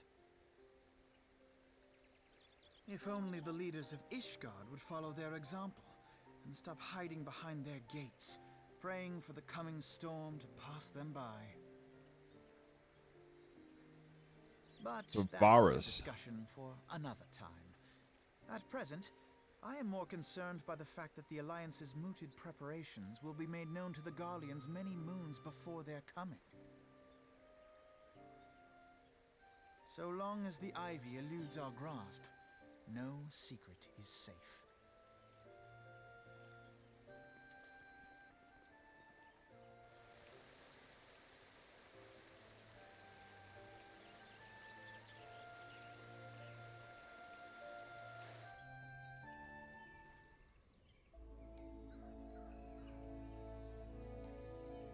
The Ivy. Okay. It will not have escaped your notice that the nations of Eorzea are no near of being of one purpose, despite the protestations to the contrary. Plainly, the threat of a resurgence of Garlemald is not enough to stir them. And the reason for this: deep roots mistrust amongst the citizenry. The nation's leaders can come all over the understanding they are like, but their unity means little less to the common folk. Take the Luminians, for instance. Though the Admiral Merblin outlawed piracy over a decade ago, foreigners still picture the nation as to have a grog-swilling, wooden-legged cutthroat. And likewise, the Gridanians are mocked for as hermits, who talk to trees, as the Uldans scorn and swindle who worship coin. Not that the sentiments are entirely without grounds, of course. Take that pillar of Ulda society and Elegy, for example. But that is beside the point. The fact is that people who worry of the outsiders whenever they are caused to be or not.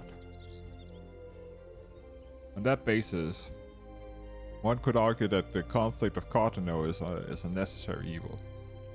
Each nation had their own warmongering faction of the advocates to the acquisition of Omega. In order to placate them, in order to placate them,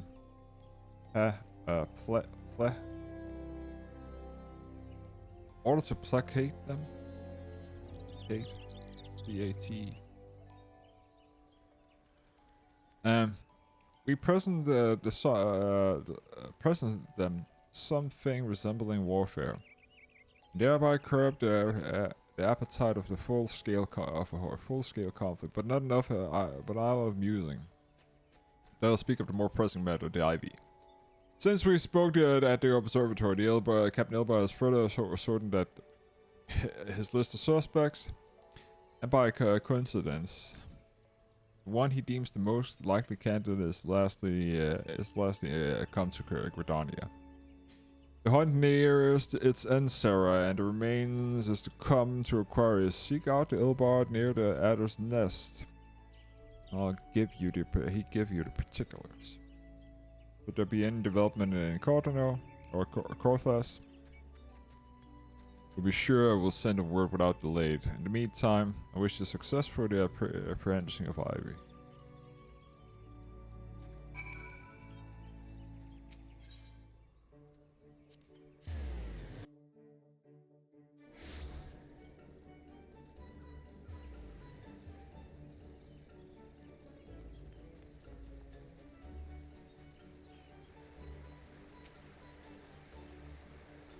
Little bad. Thanks for coming, sire. Doubtless the commander has informed you, but we have unmasked the Ivory. From this point on, we must proceed with extreme caution.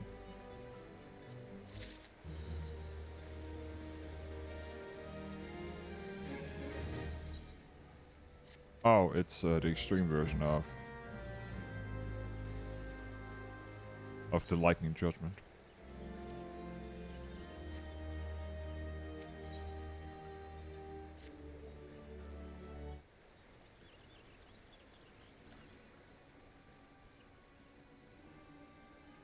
Listen well, the spy has been seeking all this time and not other than the Flame Marshal Elena Rosalie. Prior to the Immortal Flame, she has personally of no small renown. They say her skill with a poem had to be seen to believe it. Of Ishkar in birth, she is the highest ranked foreigner of the Immortal Flames, bearing the Flame Gear General himself, of course. When he informed the Grand Company Raban chosen the people based on their worth, whence they hailed was of no interest. The Monetarians saw things differently, however. Having founded the enterprise of they reserved the rights to reject candidates nominated of high-ranking positions. And thus, there's no secret that they did not favor the foreigners, Ishgardians especially. After the way the Holy See foretook the alliance, yet the monetarists did not raise so much as a murmur of protest when Rosalie was appointed to her post. Passing strange, is it not? Could it be that the Ivory has some hold over the monetarists?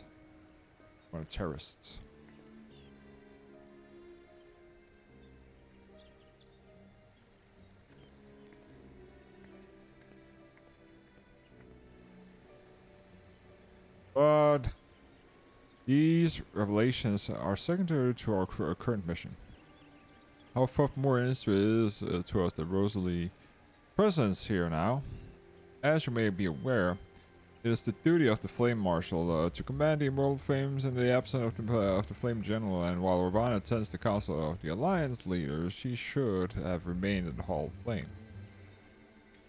She almost has no business being in Gridania, and yet she is nonetheless of some pretense. Some pretense she is up to something, mark my word. Even as we speak, I have a dozen men traveling the flame records for the evidence of the Rosalie's guild. But if I can catch her red-handed, we shall have all the proof that we need. Which brings me to the plan. I have people watching the city gates and the airship landing and the docks, every point of egress. She cannot leave without us knowing, and all that remains is to shadow her until she betrays her true purpose. Can I rely upon your eyes, Scion? Well, you're in fucking blue, which stands out like a motherfucker in green. At my thanks, let us go, and then take care not to alert her or query.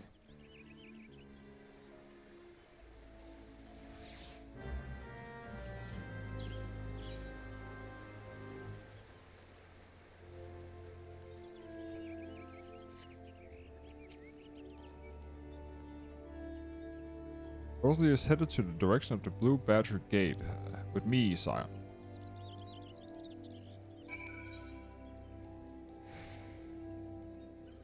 The Blue Badger.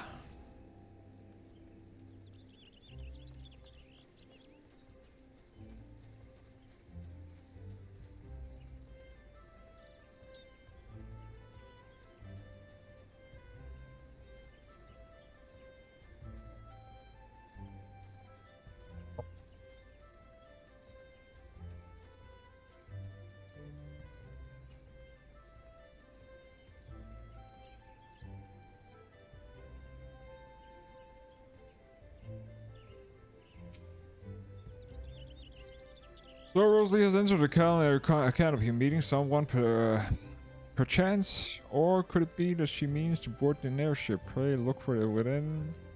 If she is not on the upper floor, try the landing below. One of mine stationed there, and she may have seen something. Eveline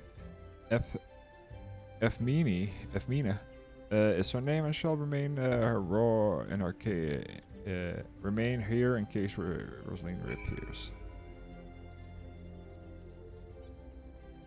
Of course she is downstairs.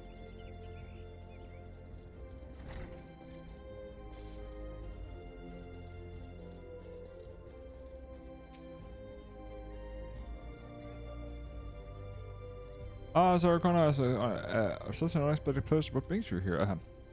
A social visit, you say? How pleasant.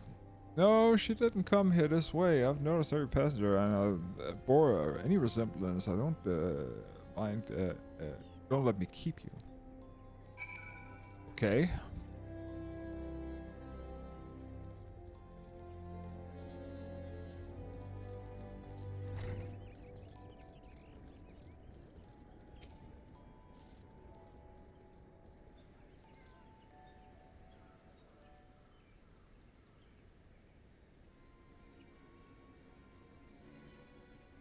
Nowhere to be seen, you say? And you're sure she did not board an airship? Do not look out the back either. Where the seven hells could she have gone? The roost. How could I forget?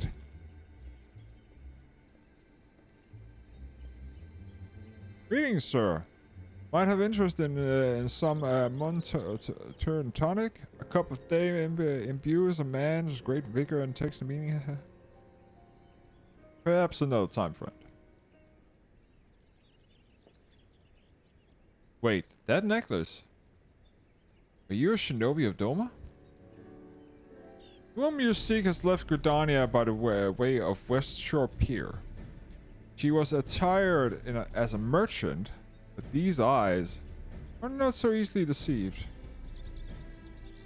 You may wish to take your search to the East Shroud. Rest assured that we shall continue to support you from the shadows.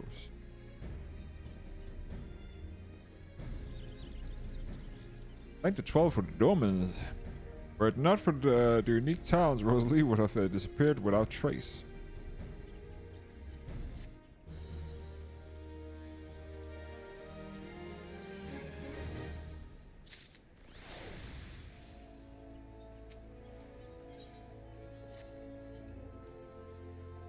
Our hunt lead us to the East Shroud sign. I suggest we follow Rosalie examine and take the ferry to the West Shore Pier.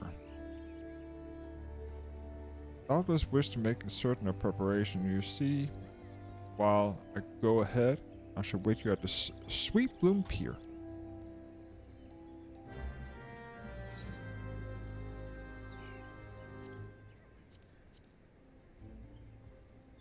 East Shroud.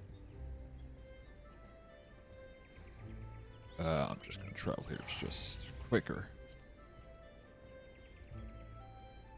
Because I need to run to the Lancer Guild and from there and do that all stuff, blah blah blah. I don't want to do that. Just stupid.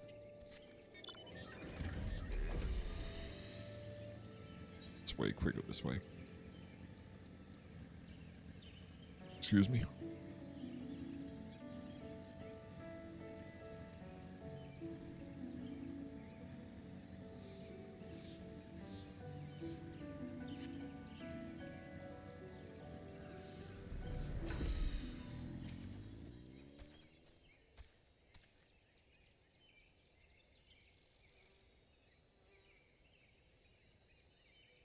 This way, my friend.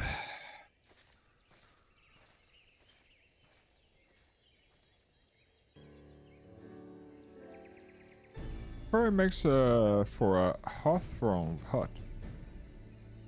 If Rosalie is truly the only one we seek, you can expect that she means to make contact with the Galeon's master there.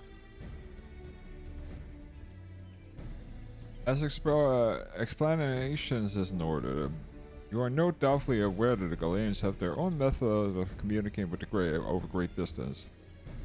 While our ingenious friend of the Galeon's ironworks have proven us with a device, provide us with a device which disrupts communication and installed it around the Crystal Star Estates. In so doing, we have made it difficult for the Imperial agents to correspond with their masters. Rosaline does have no choice but to render-wise with the Imperial contact directly. Yet, as a well-known face to immortal flame, she cannot move about in Falland without being recognized. It would only be a matter of time before someone saw through her disguise. This is the reason I believe she has chosen the Black Shroud for her clandestine meeting. The Elzen are a common sight here, and here coming and going are not like to turn any heads. As my scouts tell me, the Gallians have been sent to agents with mind to destroy the devices and render such direct contact unnecessary. Unfortunately, our shinobi have thus far been successful in rebuffing their efforts. This is it. We need only to make Hearthrone, Hut, and catch Rosaline the act.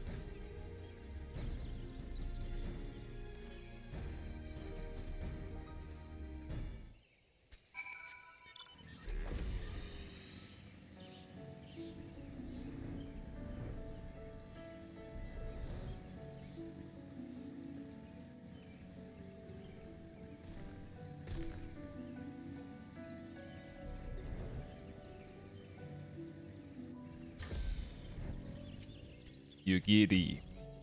People report that our quarry has departed for the Bramble Patch. Guy returns to the canals whence she came, but perhaps it is all for the better. To convict someone of her standing, it will require damning evidence against her. It would be better to catch her in the act in the act when she meets with the Galen masters. A countryman shall lie and wait in the shadows, tread warily, my friends.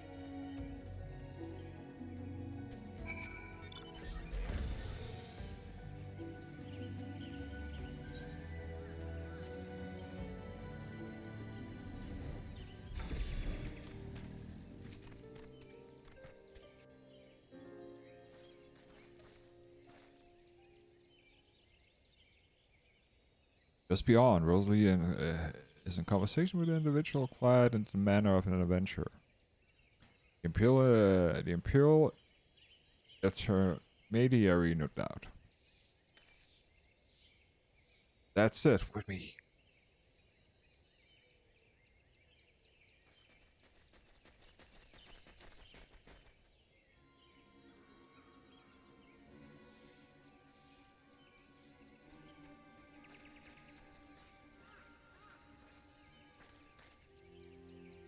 Lane Marshal Lane Rosalie, you're under arrest for treason and espionage. We're followed, you bloody fool.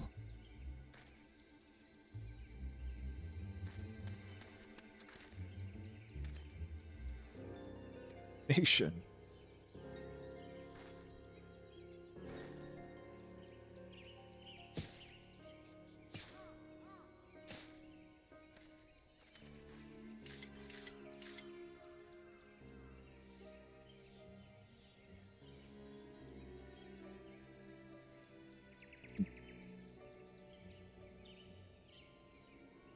You're unarmed, my lady.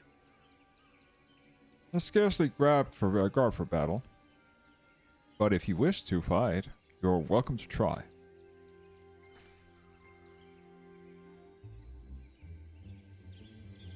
What is the meaning of this, Captain? Would you arrest me for strolling in the 12 woods? At last I looked. That is no crime. Neither was conversing with a passing stranger.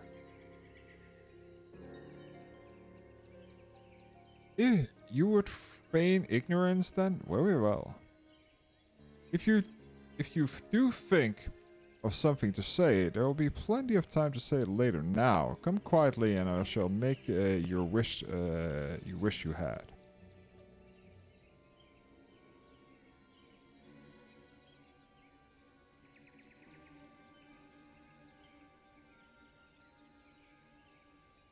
I will offer no struggle after all. I have naught to hide.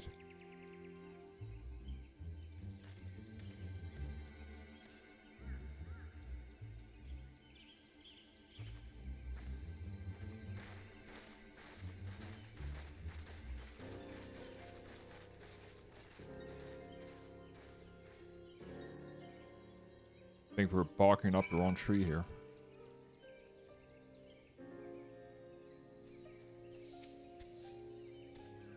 Even a warrior of Rosalie's renown could not have hoped to escape by force despite her claim.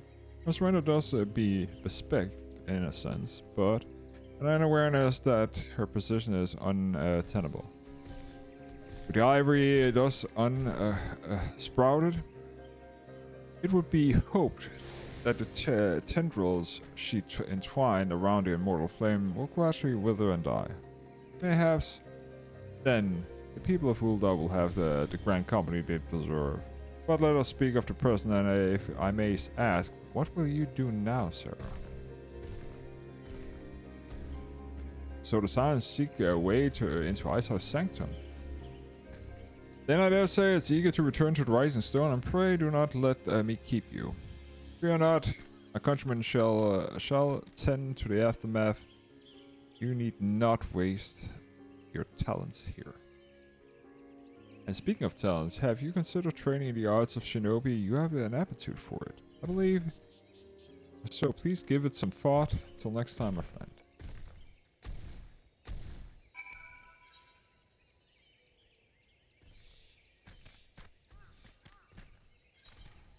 Rising Stone.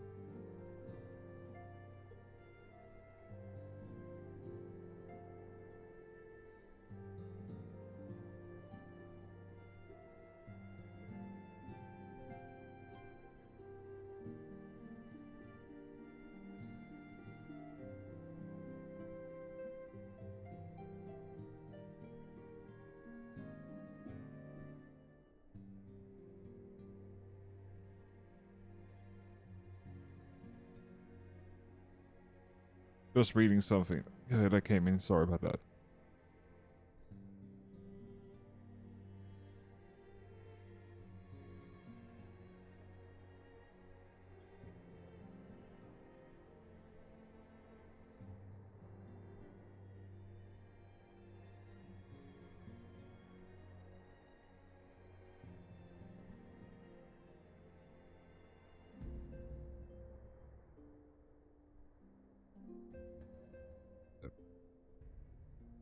Just a lot of mail that comes.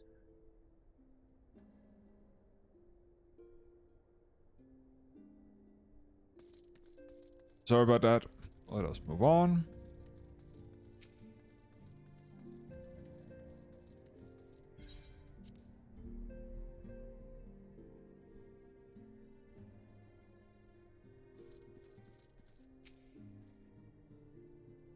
Welcome back, so I understand that.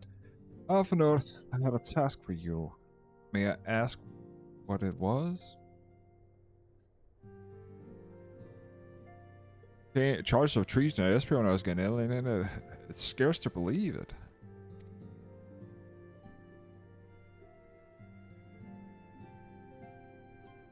Could there be... Could have not been some manner of misunderstanding? No. It avails us not to dwell on it. Whenever the truth may be, we must trust the authorities to uncover it. We'll speak of another matter. It pleases to report that we have made progress on our efforts to find a way into Iceheart's sanctum. As you may recall, Iceheart used the Aetherite in the depths of a snow globe to teleport a shortened distance to the west. But most likely to a sanctuary of some description. It is... They are suspect. She meant to summon Shiva using the crystals she stole from the House Fortim's caverns. The heretics believe that they are bringing about the second coming of their patron saint. But if we are suspected that they mean to hold a summoning ritual kind of employment by the beast tribes, it seems likely that that the result will be something more akin to the primal. Suffice to say, they must be stopped, and stop them we shall. First, we must surmount the obstacle that Iceheart has placed in our path. Ordinarily, it would be a simple matter of a trap into establishing the Aetherite and thereby following the quarry. However, despite the best efforts, we have been unable to attain the position of the Aetherite in which she is teleported.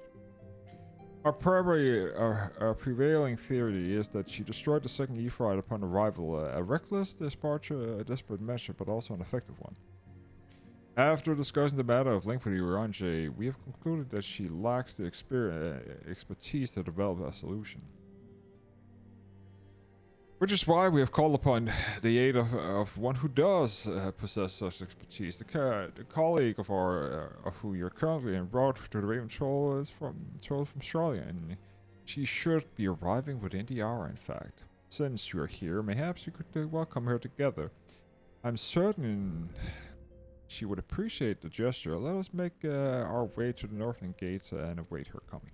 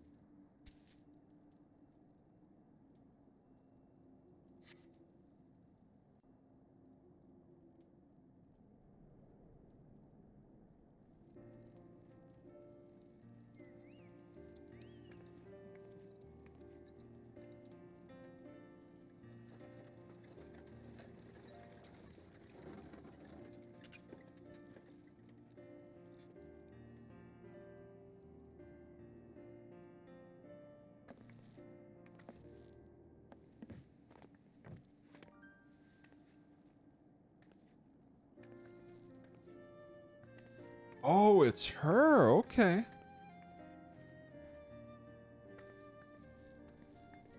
Minfilia, am I right?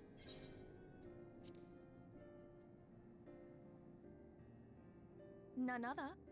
I bid you welcome to Revenant's Toll, and to thank you for traveling so far on such short notice. As if I could ever say no to Urianger. Moonbreeder is an accomplished Sharlayan scholar, and an authority on aetherite technologies. She has played an invaluable role in our search for a means to capture Ascian souls. Charmed, I'm sure.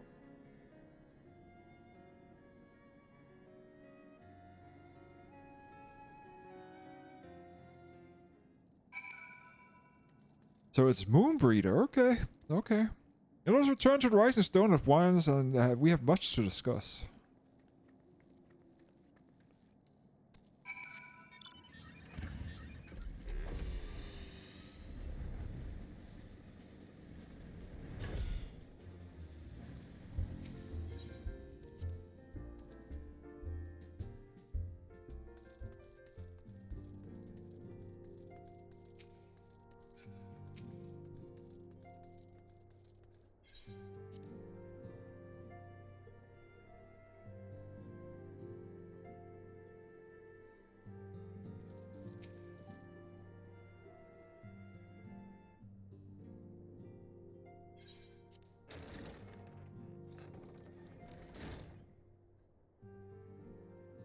Moon! Gods, it's been ages! Ida knows her, okay? Oh, longer, sister.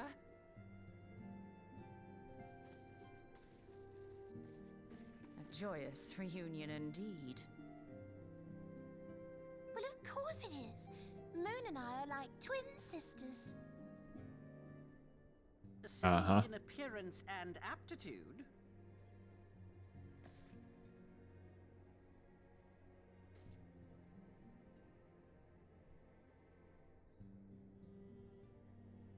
Everyone, if I could have your attention. We have with us an esteemed guest who has come from Sharlayan to assist us. I bid Moonbreeder join us here that she might share with us her extensive knowledge of aetherites. Also, as many of you are already aware, she has been overseeing our research into white auracite, a sample of which she has been good enough to bring with her. White Orside, okay. Well, I had to come, didn't I? You'd have to be bloody daft to turn your nose up at a chance like this. Where better to conduct my final tests than a land so steeped in ether you can taste it? 'Tis plain the passage of the years hath done little to dampen thy youthful spirits. And nothing at all to reform thy youthful manner.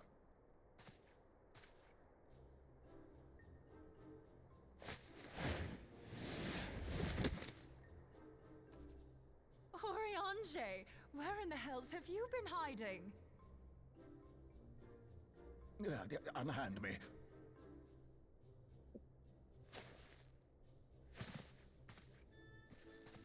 I come all this way, and that's what you have to say to me.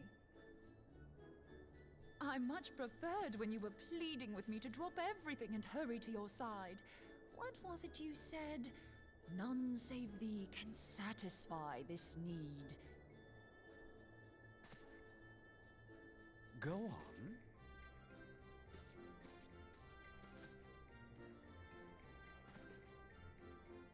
Thine artless attempts to misrepresent mine all too innocent motives do thee little credit. Mine intent, as well thou knowest, was but to impress upon thee the gravity of the circumstance. Lest thou doubt, a deiform entity shall shortly be summoned, save if thou and no other grantest my compeers thine aid. You still haven't found it then, your missing aetherite? Nope. We have not. No. We know that Iceheart teleported to an aetherite not far from the first. Yet even after careful analysis, we could not locate the second beacon. We now suspect that the heretics destroyed the second aetherite to impede our pursuit. Our allies continue to scour Snowcloak for Iceheart's sanctuary, but we have no guarantee that they will find it.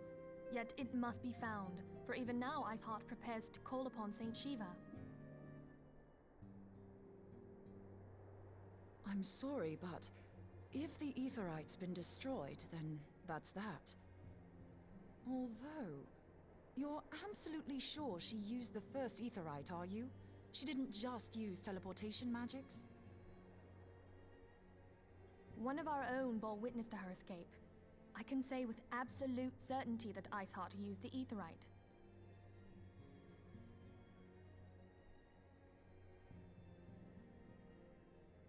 In that case, there might be a way, so long as the ethereal current is still flowing. Truly? How? We use the current to recreate the beacon. As you know, aetherites are a bit like lighthouses. We use them to reconstitute our physical forms when crossing the ethereal sea. Without them, we'd lose all sense of direction and our essence would dissipate. However, we don't rely solely on these beacons. There are currents of ether which flow between them, currents which help guide us to our destination. Now, these currents will gradually dwindle away to nothing if an aetherite is destroyed. But if even a sluggish flow remains, we could theoretically use it to direct a surge of concentrated ether towards the void left by the beacon, and thereby fill it up again. Like opening the floodgates to fill a dry riverbed. Though, correct me if I'm wrong, but would we not need a veritable reservoir of ether?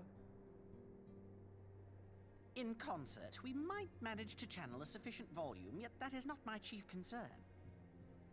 To direct the flow of so great a volume of ether with the requisite precision would be a nigh impossible task in itself. I barely succeeded in facilitating travel to an unattuned beacon.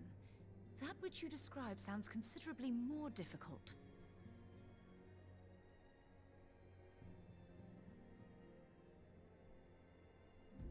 And dangerous. Every person who has attempted to teleport in this fashion has died in the process. They, however, did not have white aura sight at their disposal.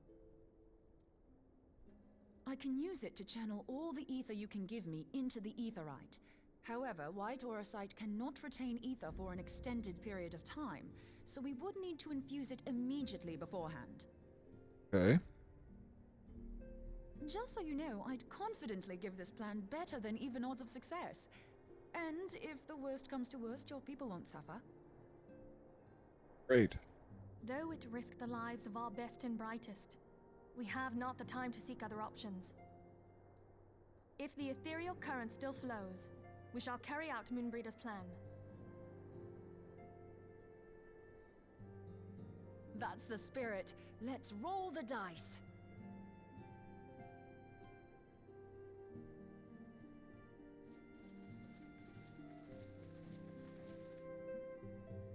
Okay. Rolling the dice. Rolling the dice. Let's see here. Holy crap. I have so much crap in my inventory. What's this? Glass. Batwing. Oh well. Okay, let's talk to Minfilia. A plan has been reversed, and Minfilia will have it carried out without further delay. I've already informed Alphino of our plan to recreate the beacon in the manner of Moonbreeder's description, or Moonbreeder's described. He agreed to that despite the inherent danger, it represents the only hope of success. He has also said he wished to meet with you at Snowcloak. Before proceeding to the that I expect you will find him awaiting you there within your arrival. I want you to know that I really appreciate everything you've done on our behalf, Sarah. And that I have faith you will return to us as you always have.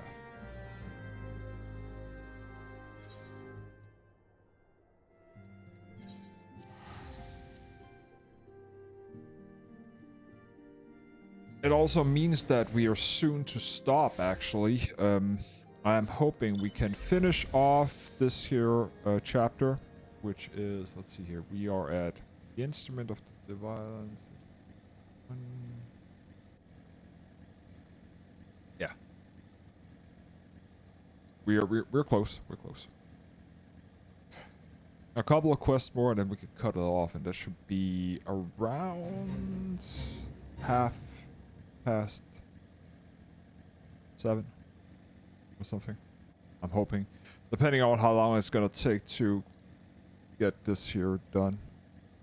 I hope not too long. It's a fairly simple thing.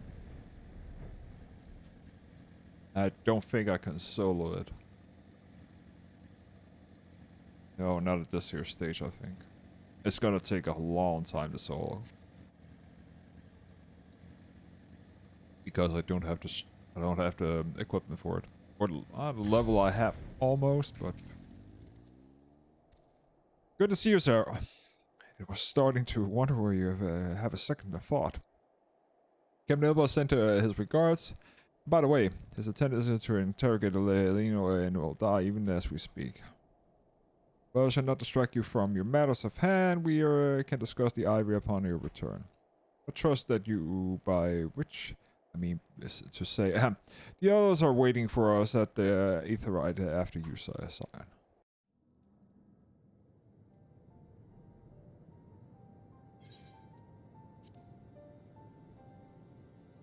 Sure, we cannot.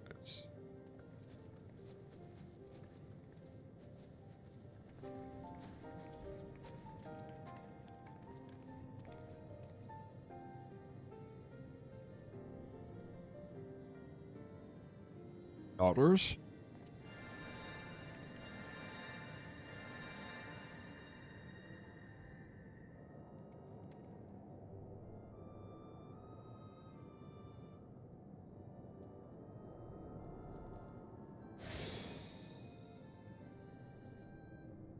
There, it's ready.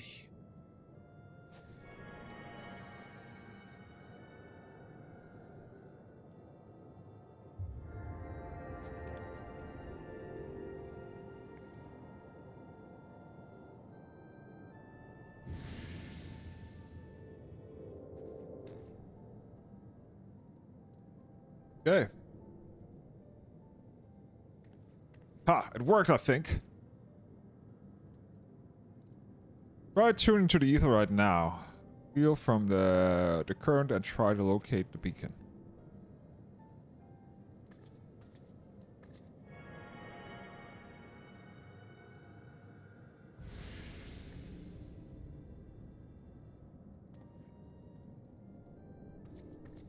We have done all we can, so now, for now, let us withdraw.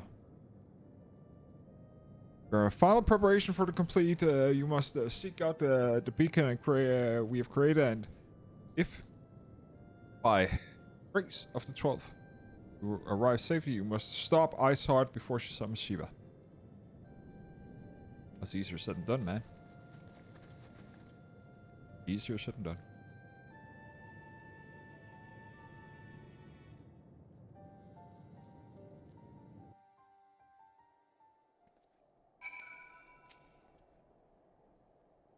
We cannot ignore the possibilities that our actions have alerted Iceheart to our plans.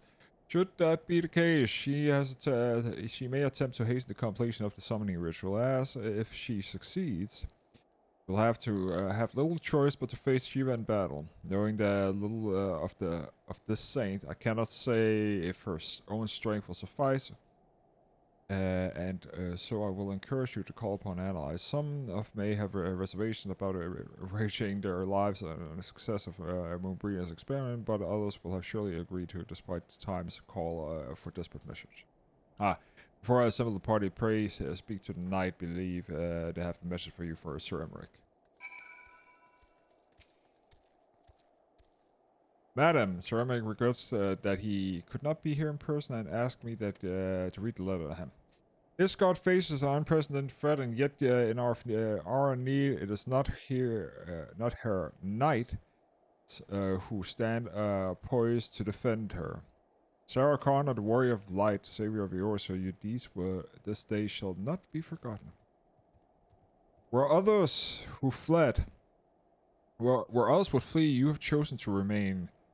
Where others have faltered, your rise to the challenge, and where others would use their gifts for selfish ends, you wield yours in service of greater cause. May Halone bless you with good fortune and see you safely home. Oh, it's hard mode, damn. Okay. I am pretty sure we do not have entered a with a party of players. What? Oh, it's because it's the same what's it called? It's the same entrance. Okay, now I get it. That's why I was just like, what? Why is there free?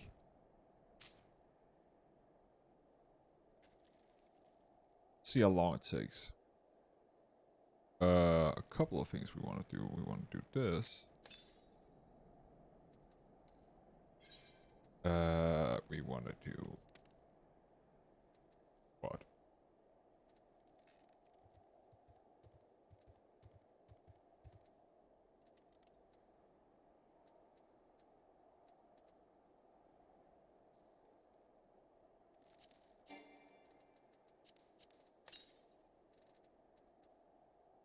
Use it.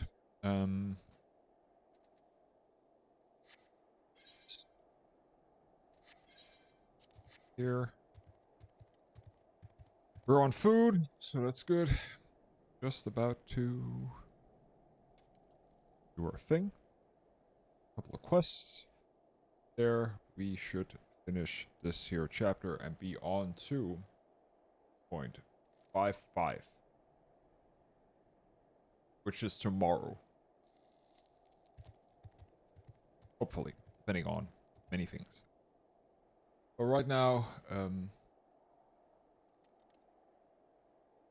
we will have to finish this here quickly so I can get ready for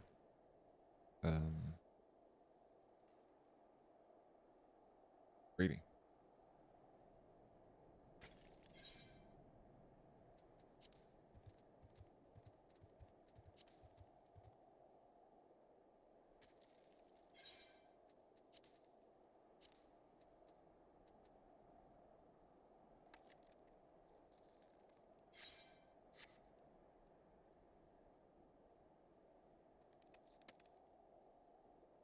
And it will take some time as always.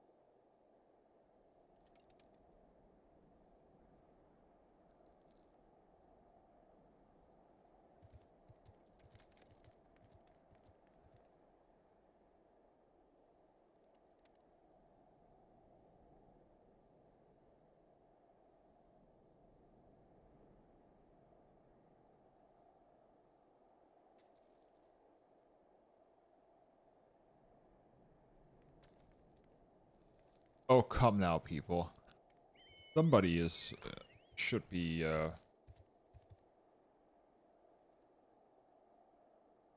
doing a trial or something.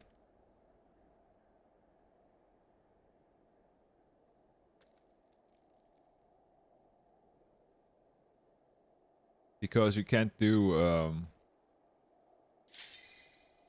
Oh, there we go. You can't do these here with the NPCs. Not yet, at least. Fuck.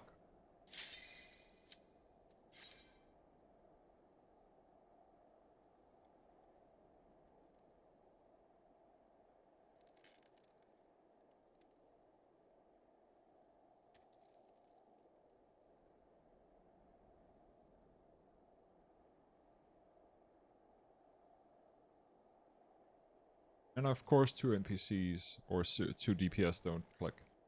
It's always DPS.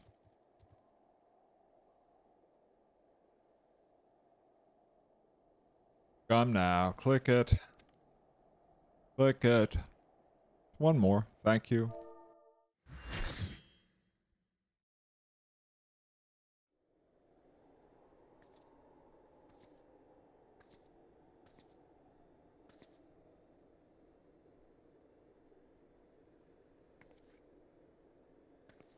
You should never have come here, warrior of light. I labor only to forge a lasting peace. A peace you would deny us out of ignorance and blind faith. No matter.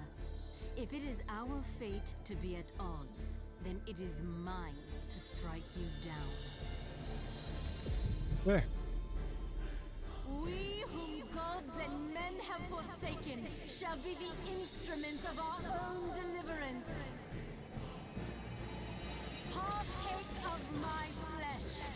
Fill this vessel with your light. Walk amongst your brothers and sisters once more.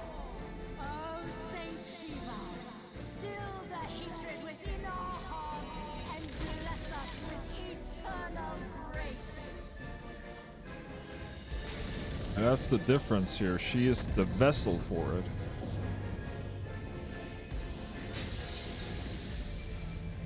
Different type of primal.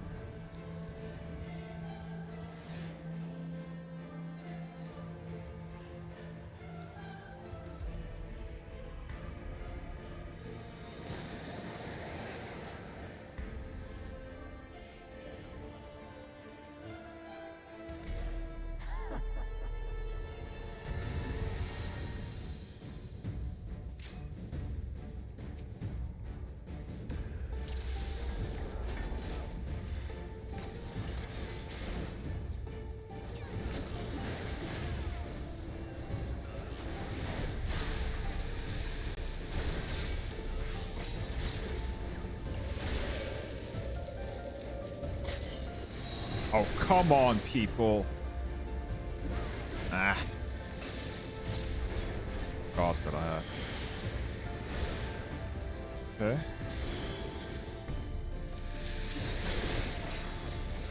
I got clipped.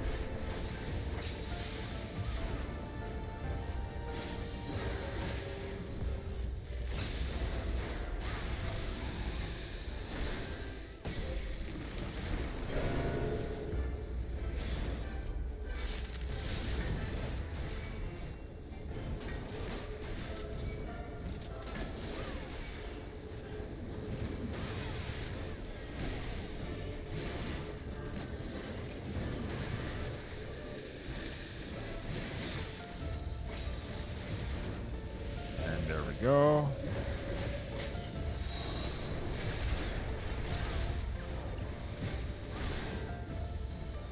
And she will transform now.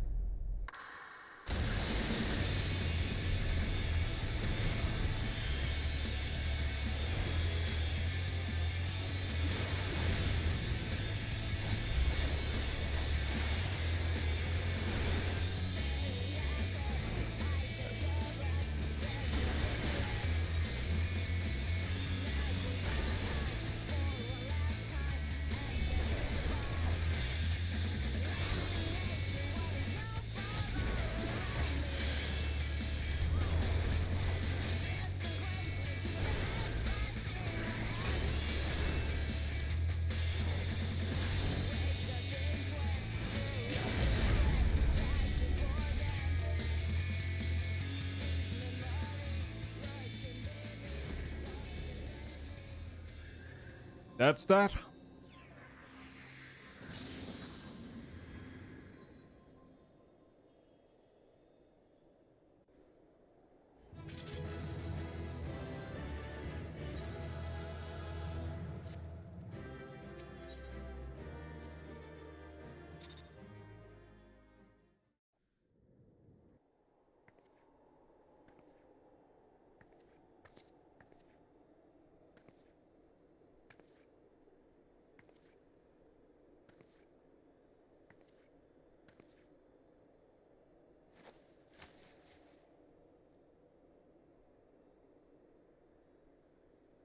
Fool.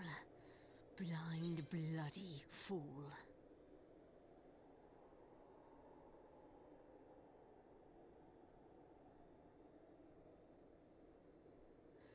You, of all people, should understand the suffering war begets.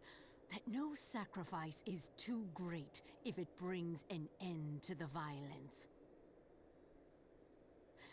Mine is the righteous cause.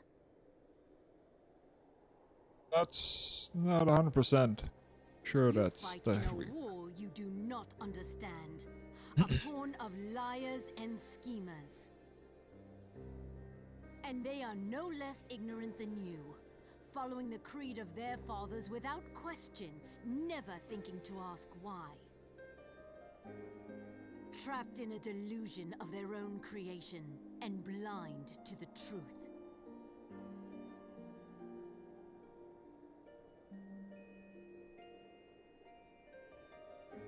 Warrior of light, redemption is not beyond us. We who walk before may lead those who walk after. Seek the keeper of the lake. See with eyes unclouded.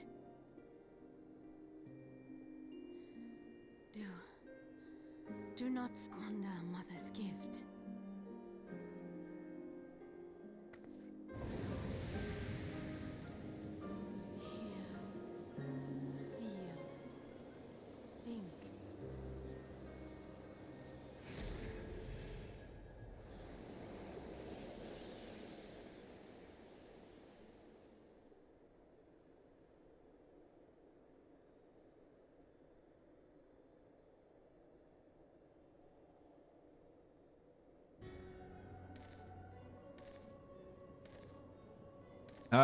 Jackass number 1. And so the vessel withdraws, a predictable outcome. Nevertheless, La Habrea will be pleased. How unfortunate.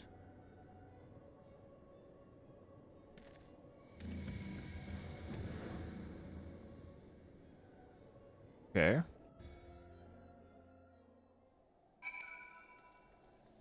Breeder. It's probably you're alive. I mean, of course you're alive. Why wouldn't you be? I saw did what? You're certain about that? Are you? Urbanians are skilled with glamorous, after all. Look, if you say that you saw what you saw, I believe you. It's just that I've never heard of a primal being summoned like that before. Are you sure you're not injured? Head trauma has been known to cause hallucination. You see, no, fair enough. I was only asking. If you ask me, the nod of to be gained of the mulling over the implication of your story in this freezing cold, let us save it for the Rising Stone, eh? I'll get everyone to meet up there. Ah, and before that, I'd best pay a visit to the Whitebrim Forest and speak with Alpha Gnome. He's probably worried sick about you. That's that, or he is busy playing politics with his guardians. Either way, I'm sure he's delighted to see you and hale and healthy. Speaking of which, you don't have a headache or anything, do you? No? Good vision? No reason? See you again soon.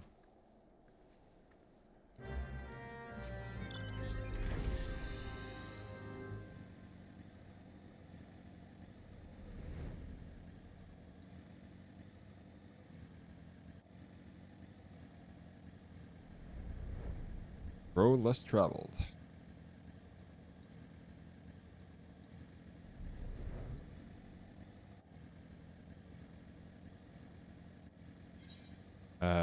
Oh, it's down. And,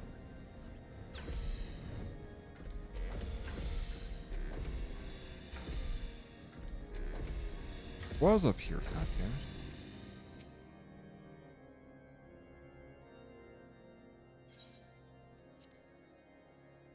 There she is, and none the worse for wear. Was there ever a doubt that the warrior light would succeed? I think I speak for us all that I say I should not. I like nothing more to hear your stirring tale of victory. If you could be so kind. Then we were too late to prevent this summoning. But not too late to prevent further loss of life, an outcome worthy of celebration. And one for which we have Sarah to thank. Yes, you are right. Of course, Remmer, we be content with what we have accomplished. Content with what we have accomplished. For I, for one, could not have wished for a better outcome. Shiva is no longer a threat, and the heretics have been routed. Aye. There's a matter of Iceheart's escape, but she cannot run forever. Whenever it takes days, weeks, moons, or even years. My knights will find her. In the meantime, Lord Drillamont, is the caravan ready?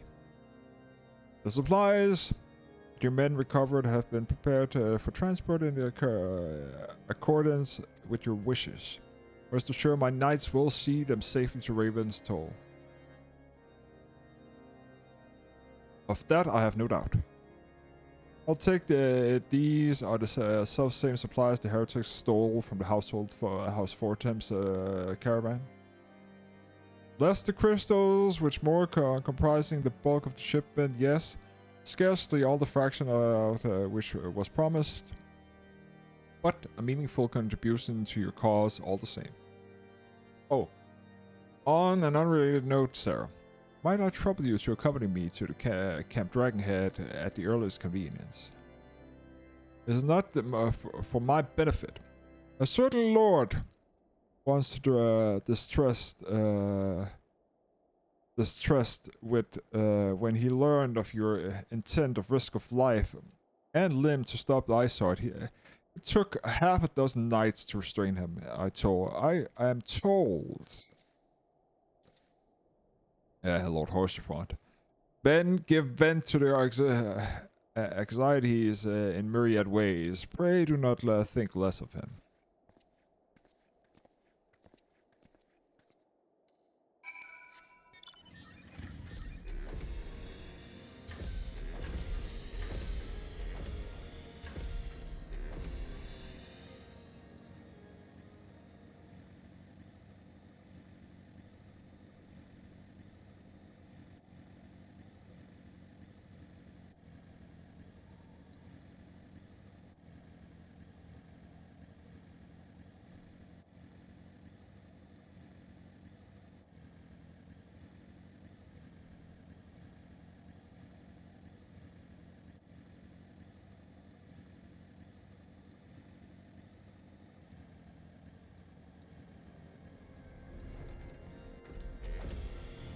Orshafont?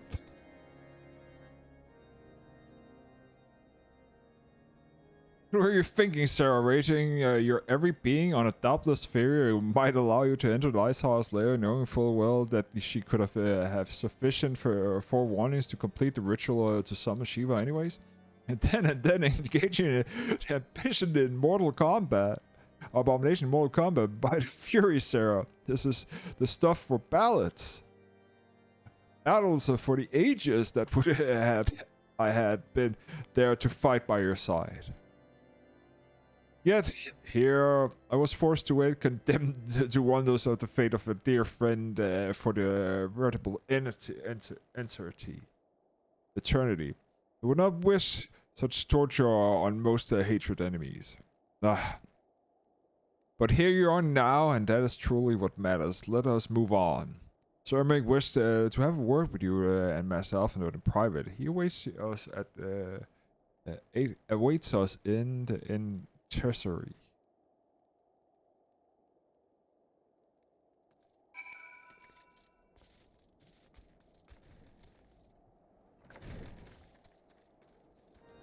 Hitting a scroll for getting yelled at by Lord Horsefont. Funny. Greetings, madam. Shall show you in at once.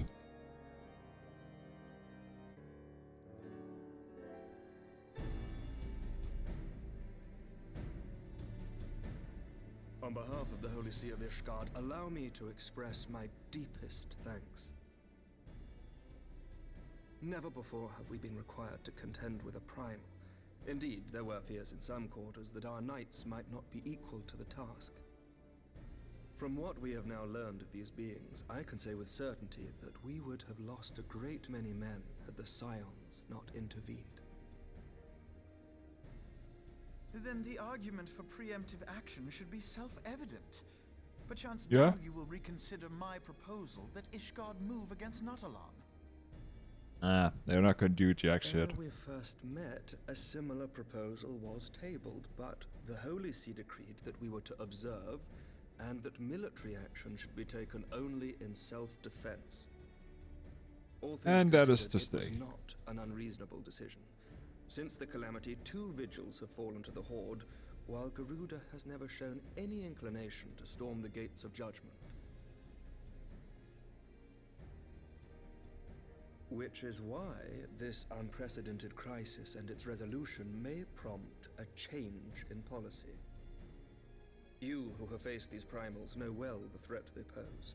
Ishgard did not. Not until now.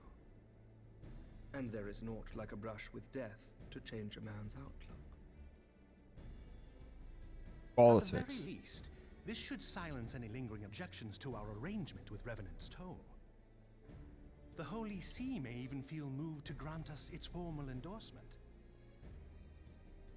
So far as it is possible, the Scions shall be compensated for their service. We should be grateful for any aid you can provide. Politics As a must be gesture of good politics. faith, I shall withdraw my previous request. Your people are doubtless needed elsewhere. That will not be necessary. We too have a vested interest in watching Dravania's movements. I see. Once more, I must thank you. Sir Emmerich, if I may, do you truly believe that Midgard-Zoma could return?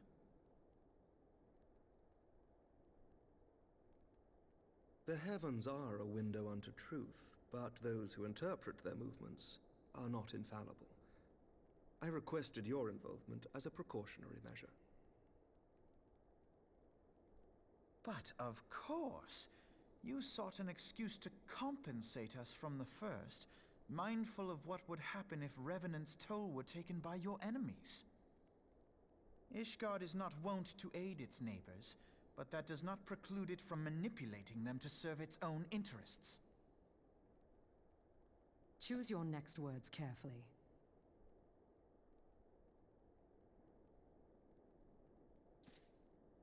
Do you know what sort of man becomes Lord Commander of the Temple Knights? One who comes from good stock. I did not. Yet here I am now. Why do you suppose that is? Because I swiftly learned to tell the difference between words, deeds, and beliefs. You are correct, Master Leveilleur. Ishgard desires to see Revenant's Toll flourish, as it would present a troublesome obstacle to our enemies from the south. We are so glad to be of use to you. As we are to you. Ours is a mutually beneficial arrangement, lest we forget. One born of necessity. So, The because dragons Revenant's grow more Toll restless is by the a day, self-outpost, heretics harry us nigh without cease. We have contended with such troubles it's for a defense centuries, but post there are they limits to funnel, even our so they don't have to take care of it. Yet as a pauper is loath to part with his meager possessions, the leaders of Ishgard are not wont to render up their trust to outsiders. But with perseverance on our part, they may yet be made to see the light. Nevertheless, one must take care when walking the road less traveled. Wise words, Sir Emmerich. I shall make a point to remember them. I must apologize for my earlier outburst. I hope it will not sour our good relations. Not at all.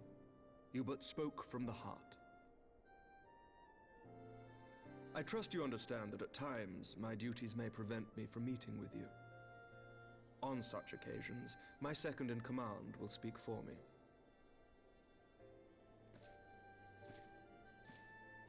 Lucia, at your service. Pray excuse our reticence. We are but wary of speaking too freely, lest our sentiments be made known to our enemies. Know that the Lord Commander and I are of one mind. For the sake of Ishgard, and of Eorzea at large, I pray our peoples can put aside their differences. Those who dwell in the past risk losing sight of their future.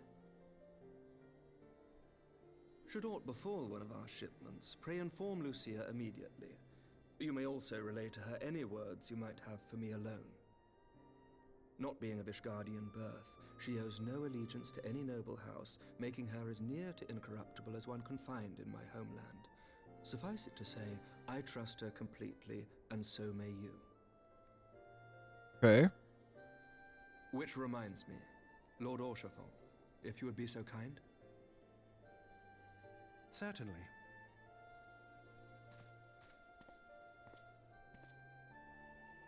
In times such as these, trust is ever in short supply. Mayhap this will go some way to rectify the problem.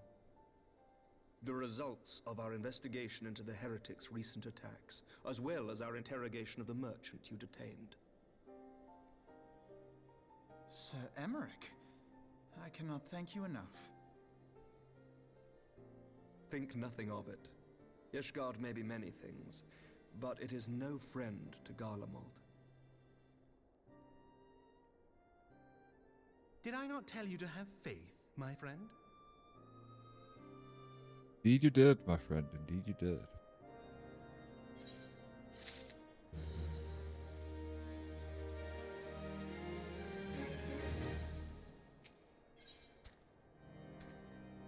Eyes unclouded by hate. It would seem that we have much to discuss with our friends at the Rising Stone. If what you may say is true, Iceheart matters of summoning Shiva defies all precedents. It is necessary to complete reappraisal of the primal threat and of our approach of combating it. Moreover, there is a grave ramifications if words of the incident reaches our imperial ears. Gallian empires believe that the primals are insufficiable menace, at their mere existence of threat to the very star, and such they deem action taken against the beast tribes are justifiable by default. Imagine then if it became known that it was not only the beast tribes of the Eorzea that could summon primals, but the civilization of people as well, and in the lingering objection to the Eorzean campaign would wish vanish overnight. It would be where before we had to condemn the single Imperial Legion we could well find ourselves facing a combined might of all Garlemald. But I speak unadvisedly. Come, Sarah. It is better we continue our conversation in Madonna.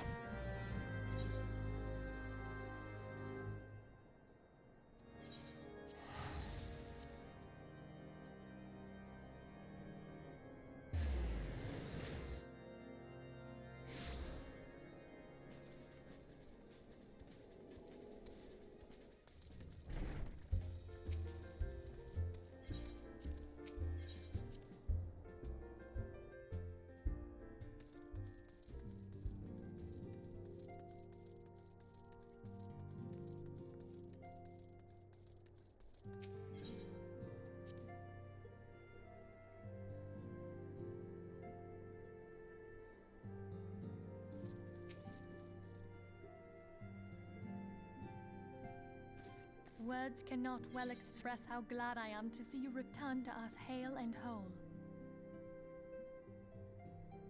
Needless to say, I am most eager to hear your account of that which occurred in Kurthis, assuming you're ready to speak of it. I am. Excellent. I shall summon the others at once.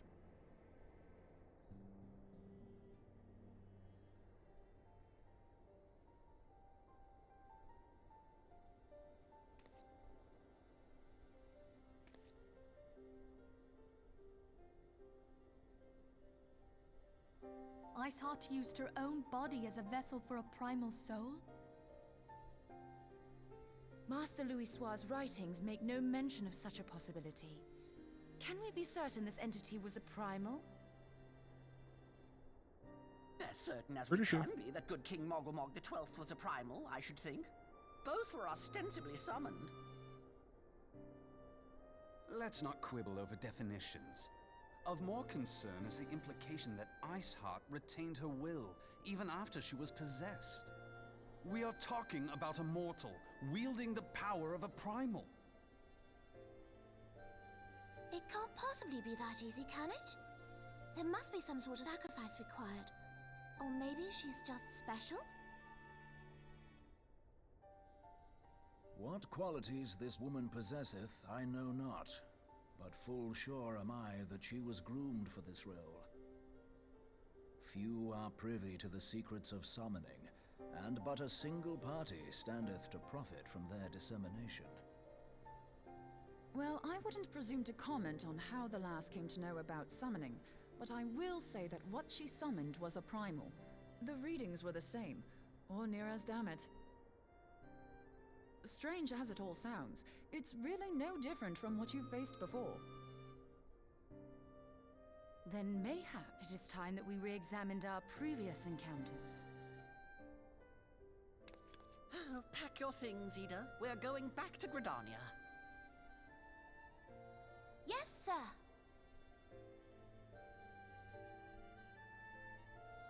About Iceheart's final words to you. Hear, feel, think. Hydaelyn speaks to her as well. If Iceheart is blessed with the power of the Echo, she will doubtless have used it to further her goals. Or could it be that it was a revelation granted her by the Echo which first set her on this path? She did say that the Ishgardians were blind to the truth. Do you think she has knowledge of the origins of the Ishgardian-Dravanian War? It would do much to explain her unwavering conviction. She probably has, since Did not she's... the Lady Iceheart implore thee to seek the Keeper of the Lake? And did she not imply that in so doing thou wouldst come to see with eyes unclouded? Yep. Midgard Zoma was a king amongst kings who reigned for centuries on end. But he is dead and his wisdom lost to the ages. Unless the Ishgardians' fears are well founded. It would seem we have yet another reason to stand watch over the Keeper of the Lake. For a mercy, we are well positioned to do so. Iceheart, Shiva, Ascians, and Midgard Zoma. I shudder to think how they're all connected.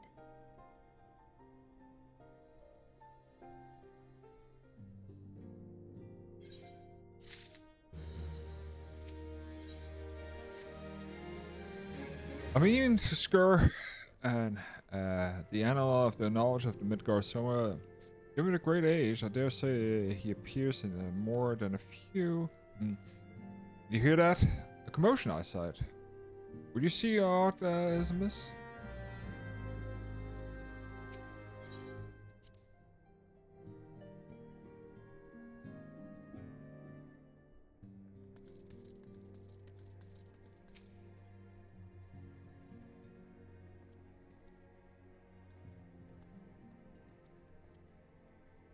Sarah, this is well.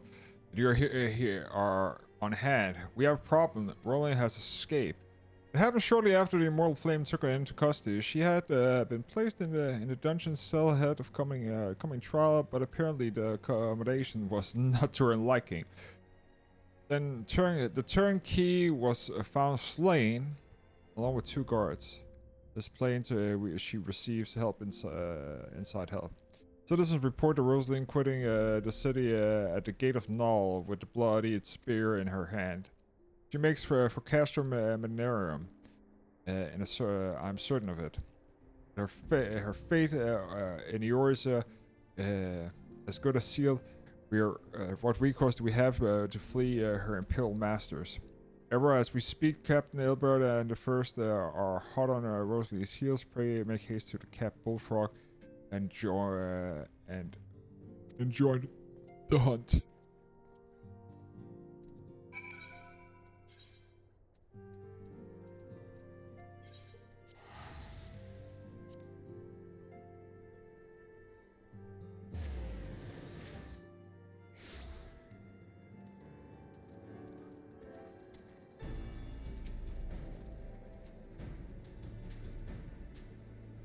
Thank you for coming, Sion. We have spoken with the soldier, and they say that Rosalie walked through the camp not a bell ago.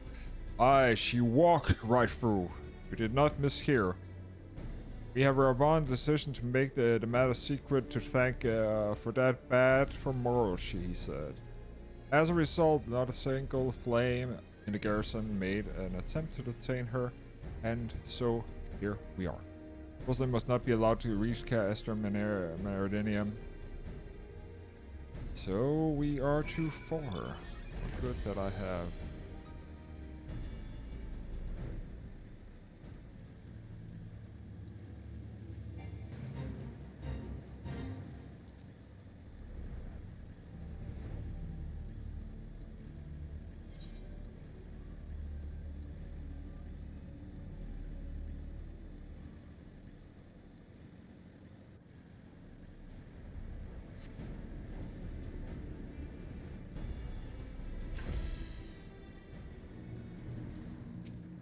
Bird.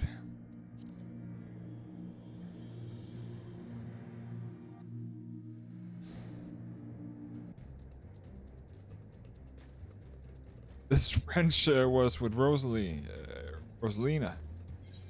Shit.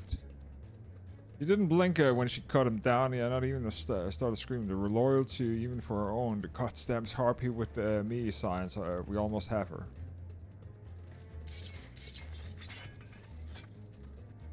Okay.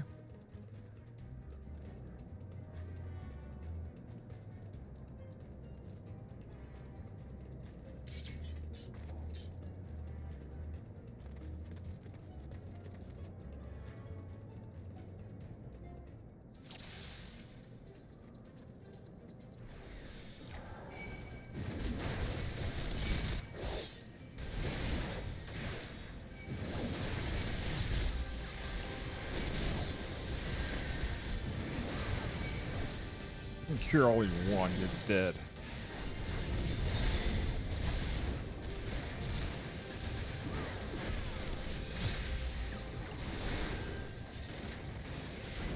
Stupid cohort Centurion is gonna die really fast.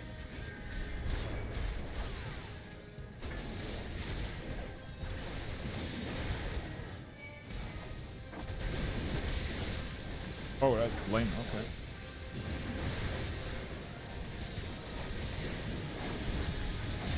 Okay, more assholes.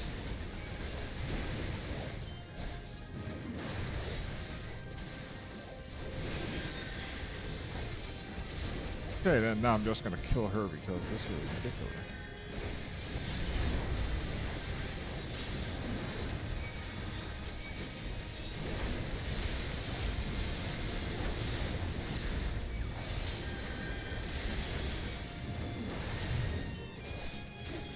You mother funker.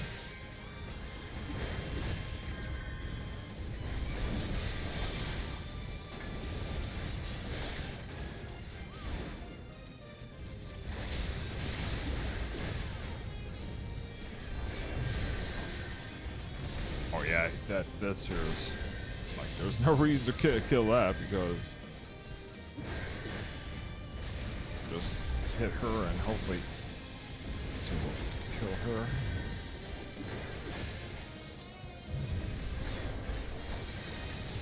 Okay. I need to kill it. Okay.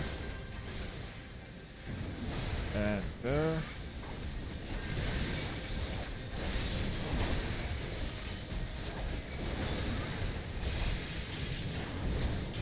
Great.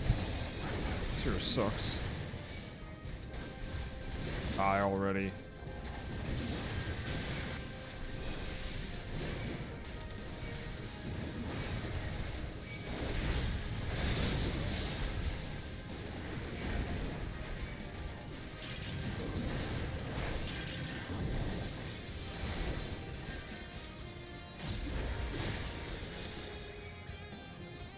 There we go. Be complete.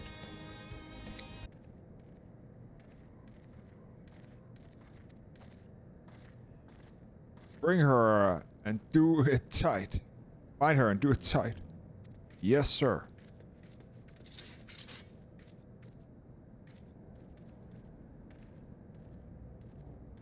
Good work, man.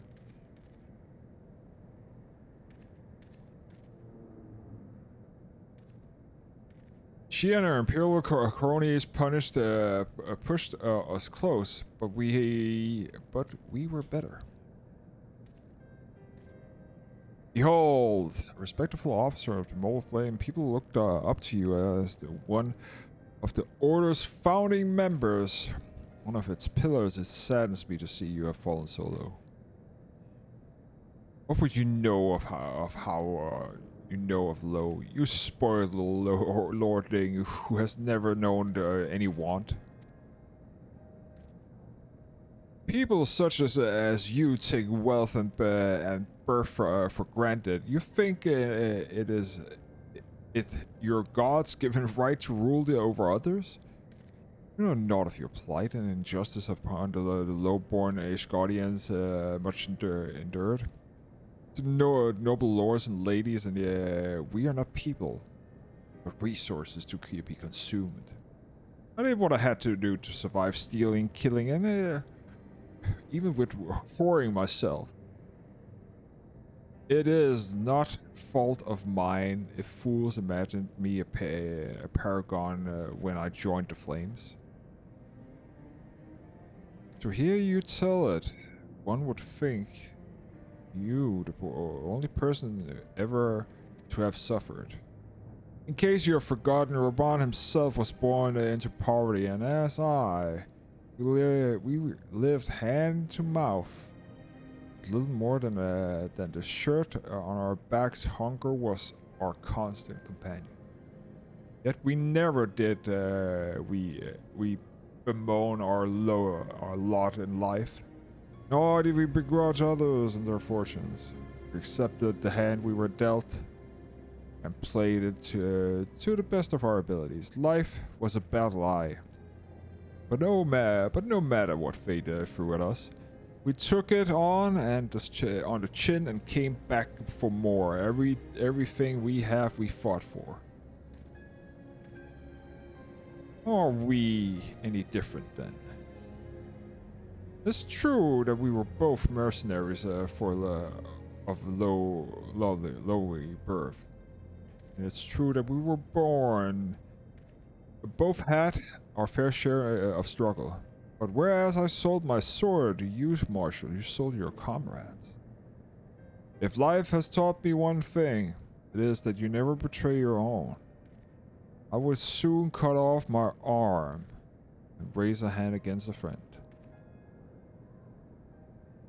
But enough talk.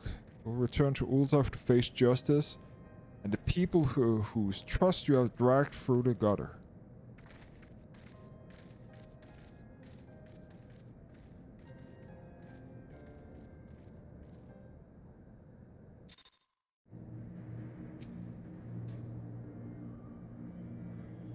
Not so much of a hint of remorse.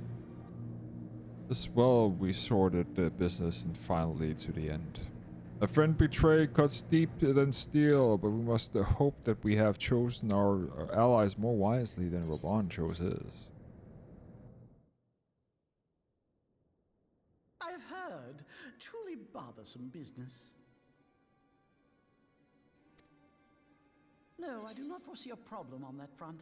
The main concern is Roban. There is no telling what the brute might do. Have the blades watch him in the flames day and night. You may leave the Sultana to me. I shall personally attend her grace.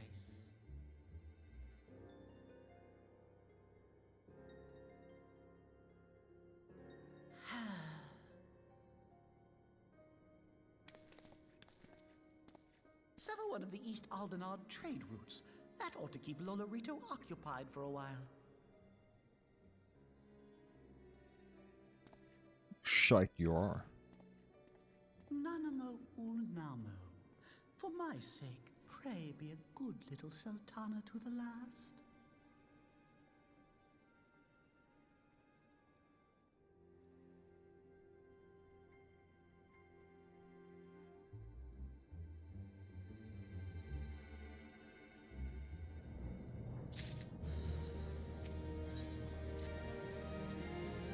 Captain Ilbert and I have come. Have a few questions for the Flame Marshal regarding circumstances of malicious escape. We have, when we have completed our investigation, I shall take our finds directly to General Bon, and I shall be the end of it. The work is done, my friend. Thank you. Ah, but one last thing. Return to the Rising Zone, and I praise Mephilia of all that has happened. I'm aware that the antecedents held Rosalie in high regard, for better or for worse. She will want to know what the tales end.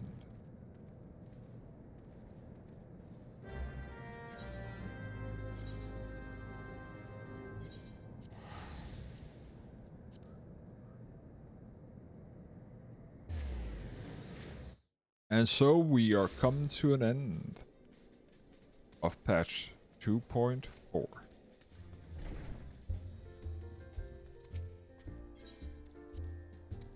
Go in next part soon.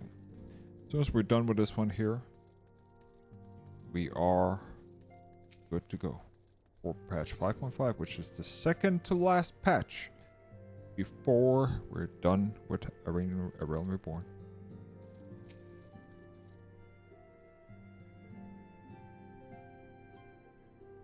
Welcome back, my friend.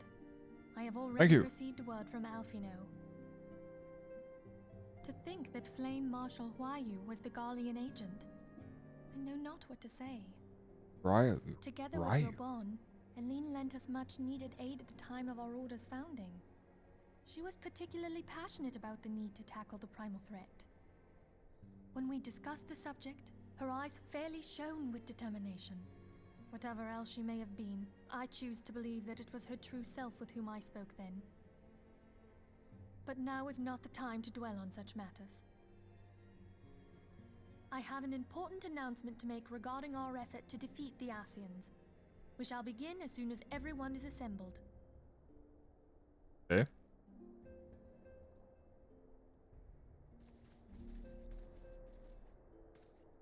My thanks for coming, friends. Moonbreeder, the floor is yours.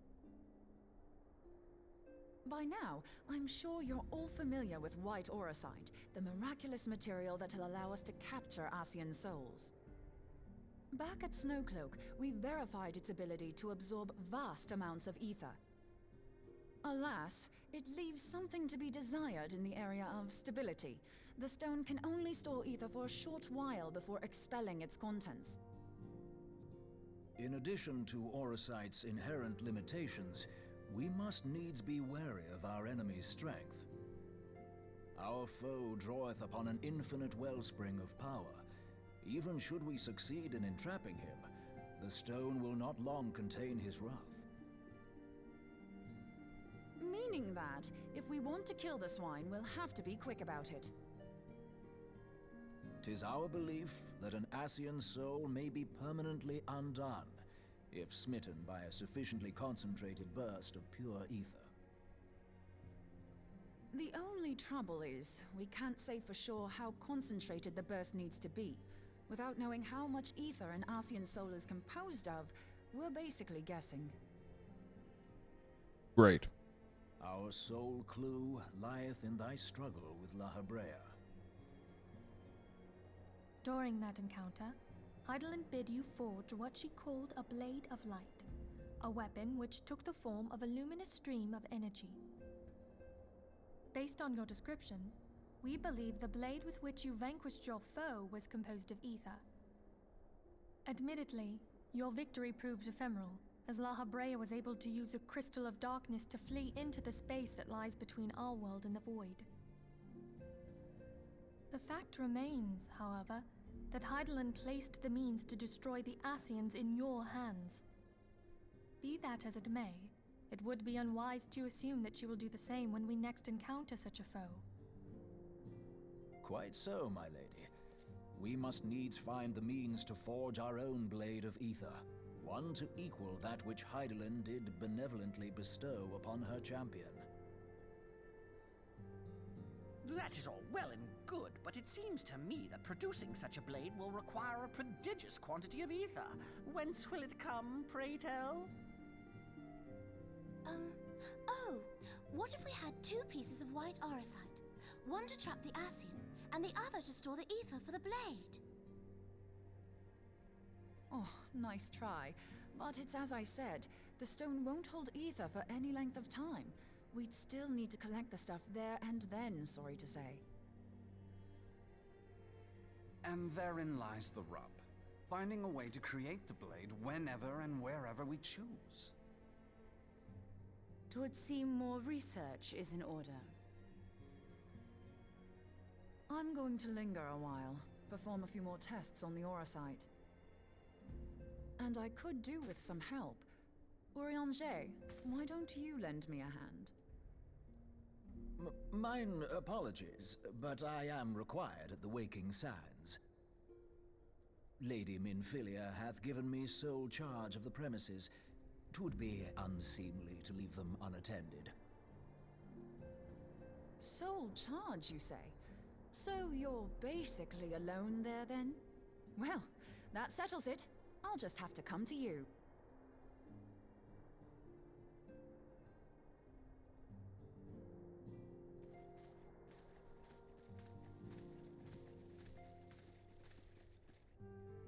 While you were afield, word arrived from the Sharlayan motherland. Okay, what You will did they recall say? that a survey party was dispatched to investigate the incident of the Isle of Val. What they discovered was troubling, to say the least. According to the report, the isle has been erased from existence. 'Twas as if a hole had been torn in the very fabric of reality. Aye, yet the mystery endeth not with the isle's disappearance. It hath come to light that a number of scholars in various other locales were reported missing at a similar juncture. What's more, they all had something in common with the head of the students of Baldessian. Every last one of them was researching a phenomenon called dimensional compression, or the rejoining as the ancient texts call it. I'll be damned if that's a coincidence. All indications suggest Ascian involvement. But I sense that a force greater still is at work. The entity the Dark Beings call the One True God. We must pray that my dear friend Kryl regains consciousness soon. If she bore witness to the Isle of Val's final moments, she may be able to shed some light on this mystery.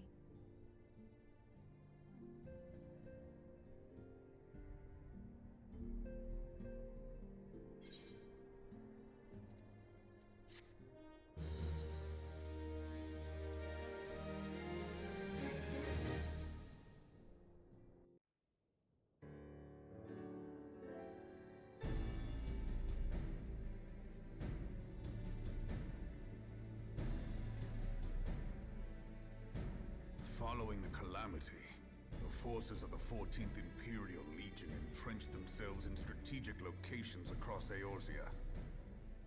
So swiftly did they accomplish this, it was suspected that they had received help. To think that it came from Huayu, my right hand.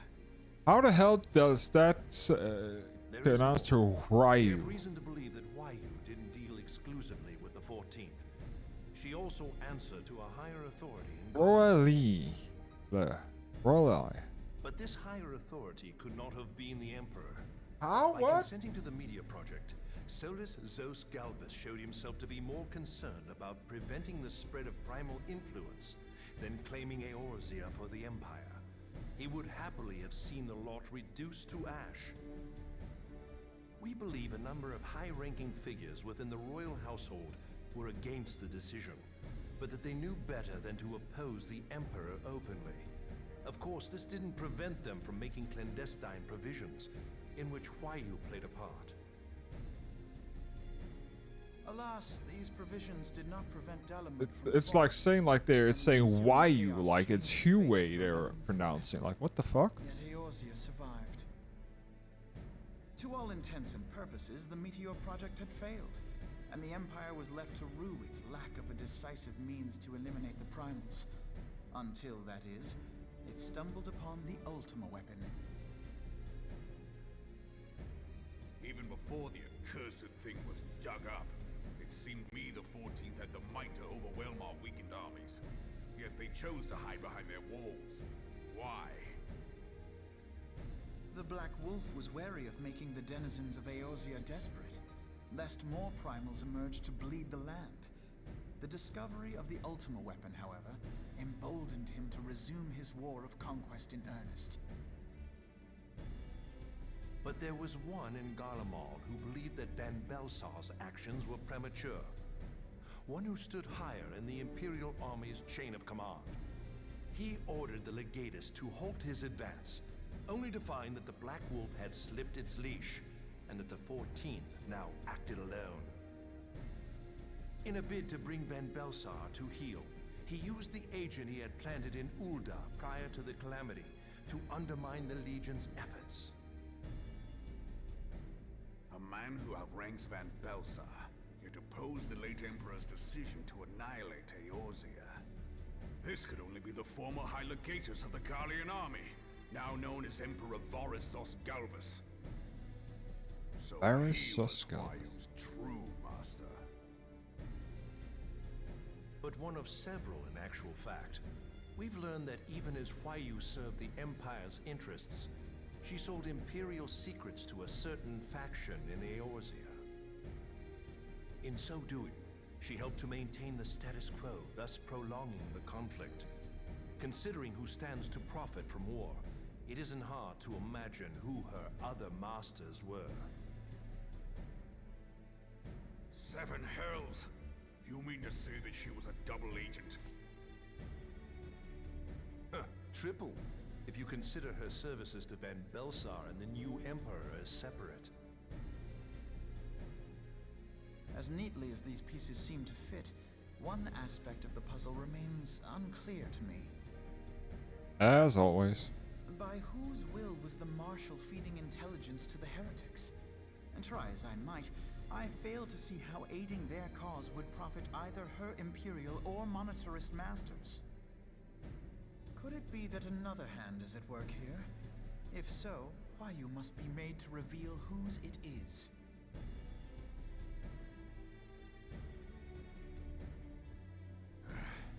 Not only have I lost a trusted friend, now I must interrogate her as a stranger. Not a pleasant task, I grant you, but a necessary one. Unless we weed out the ivy, root, stalk, and stem, it will simply grow back. I know that full well. Those closest to Huayu have already been detained, and I will question them alongside her. General, pray keep in mind that there may be unwitting abettors among them. All will be treated fairly. On that you have my word. Those who are innocent have no cause to fear. You have ever been a friend of truth, General. I hope the unpleasant task of weeding out falsehood will not detain you too long. Though it be for the sake of Eorzea, doubting one's comrades is poison to the soul. And with that, I take my leave.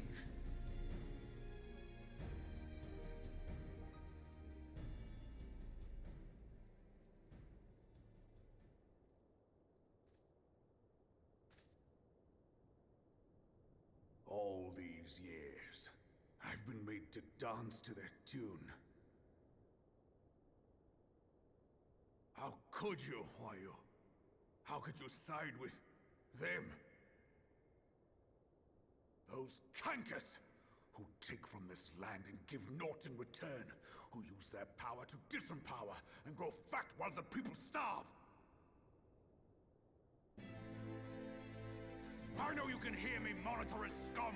Your crimes will not go unpunished. Day I will purge this land of your sickness before the eyes of the 12. I swear it.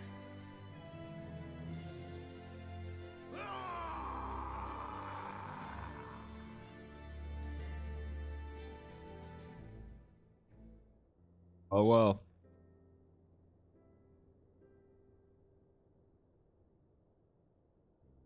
I shall have no further need of you this day. Your Grace.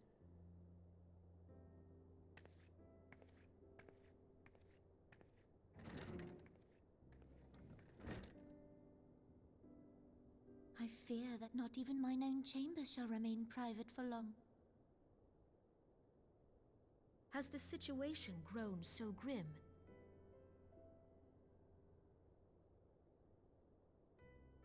Ever since he proposed the Cartona Reclamation Bill, Teleji Adeleji has risen to greater prominence upon the backs of impoverished refugees.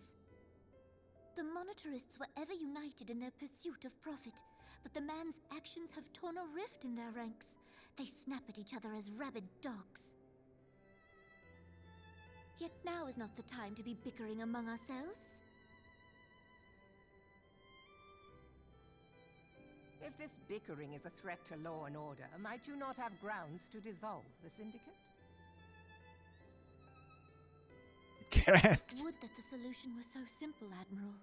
Alas, my moving to dissolve the Syndicate is certain to spark outrage among the influential merchant class, whom the Cabal represents. It's a merchant city. Like, it's like saying like... To exacerbate the current unrest, and peace would slip still further Yeah, away. that's not gonna happen.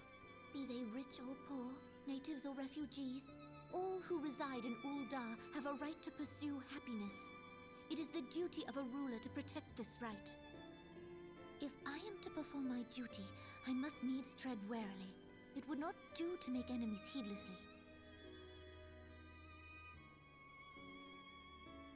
Were Lord Lolorito here, he would doubtless say that I have my head in the clouds. A ruler is required to take a wide view.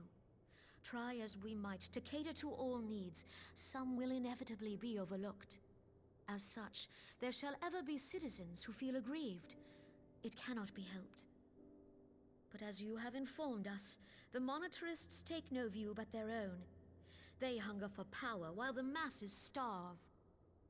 In the absence of a common cause, it seems beyond any one individual to make Uldar whole. And the presence of a Garlean agent within the Immortal Flames only makes matters worse. Even accounting for Uldar's historic reliance upon mercenaries, such a grievous breach of security is unprecedented. I fear this business will provide the monetarists with a rod to beat Rauban.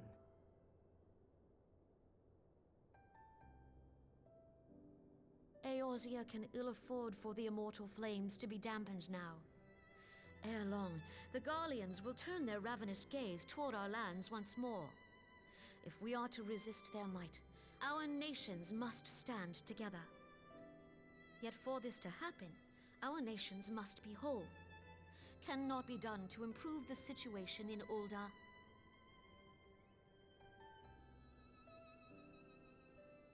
The true wealth of Uldar lies in the health, happiness, and hopes of her citizens. Alas, the citizens shall never know these things, so long as their lives are ruled by the ambitions of the few. The monetarists claim to represent the best interests of the people, but in sooth they desire only to manipulate them for their own selfish ends. For the government to serve the people, it must be formed of the people. For Uldar to move forward, it is not only the Syndicate that must be dissolved. Nay, you jest.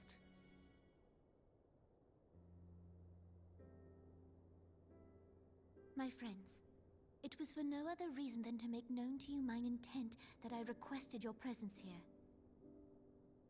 When I make my declaration to the people, chaos shall inevitably ensue.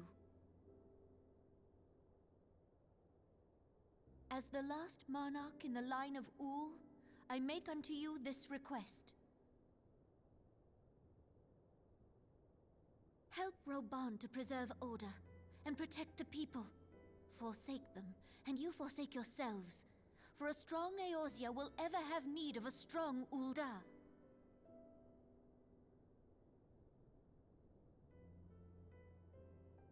Your Grace, are you certain of this? So she's gonna step down. There is no other way. When the time is ripe, the nation shall become a true republic.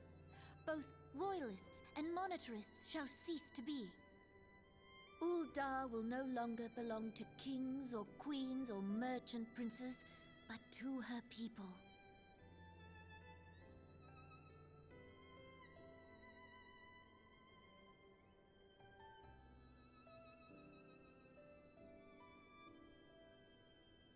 Roban, forgive me for casting aside all that you have toiled for in my name.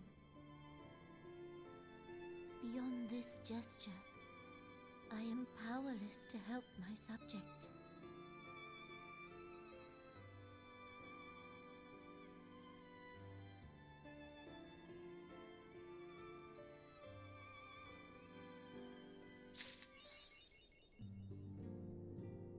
That's that, people.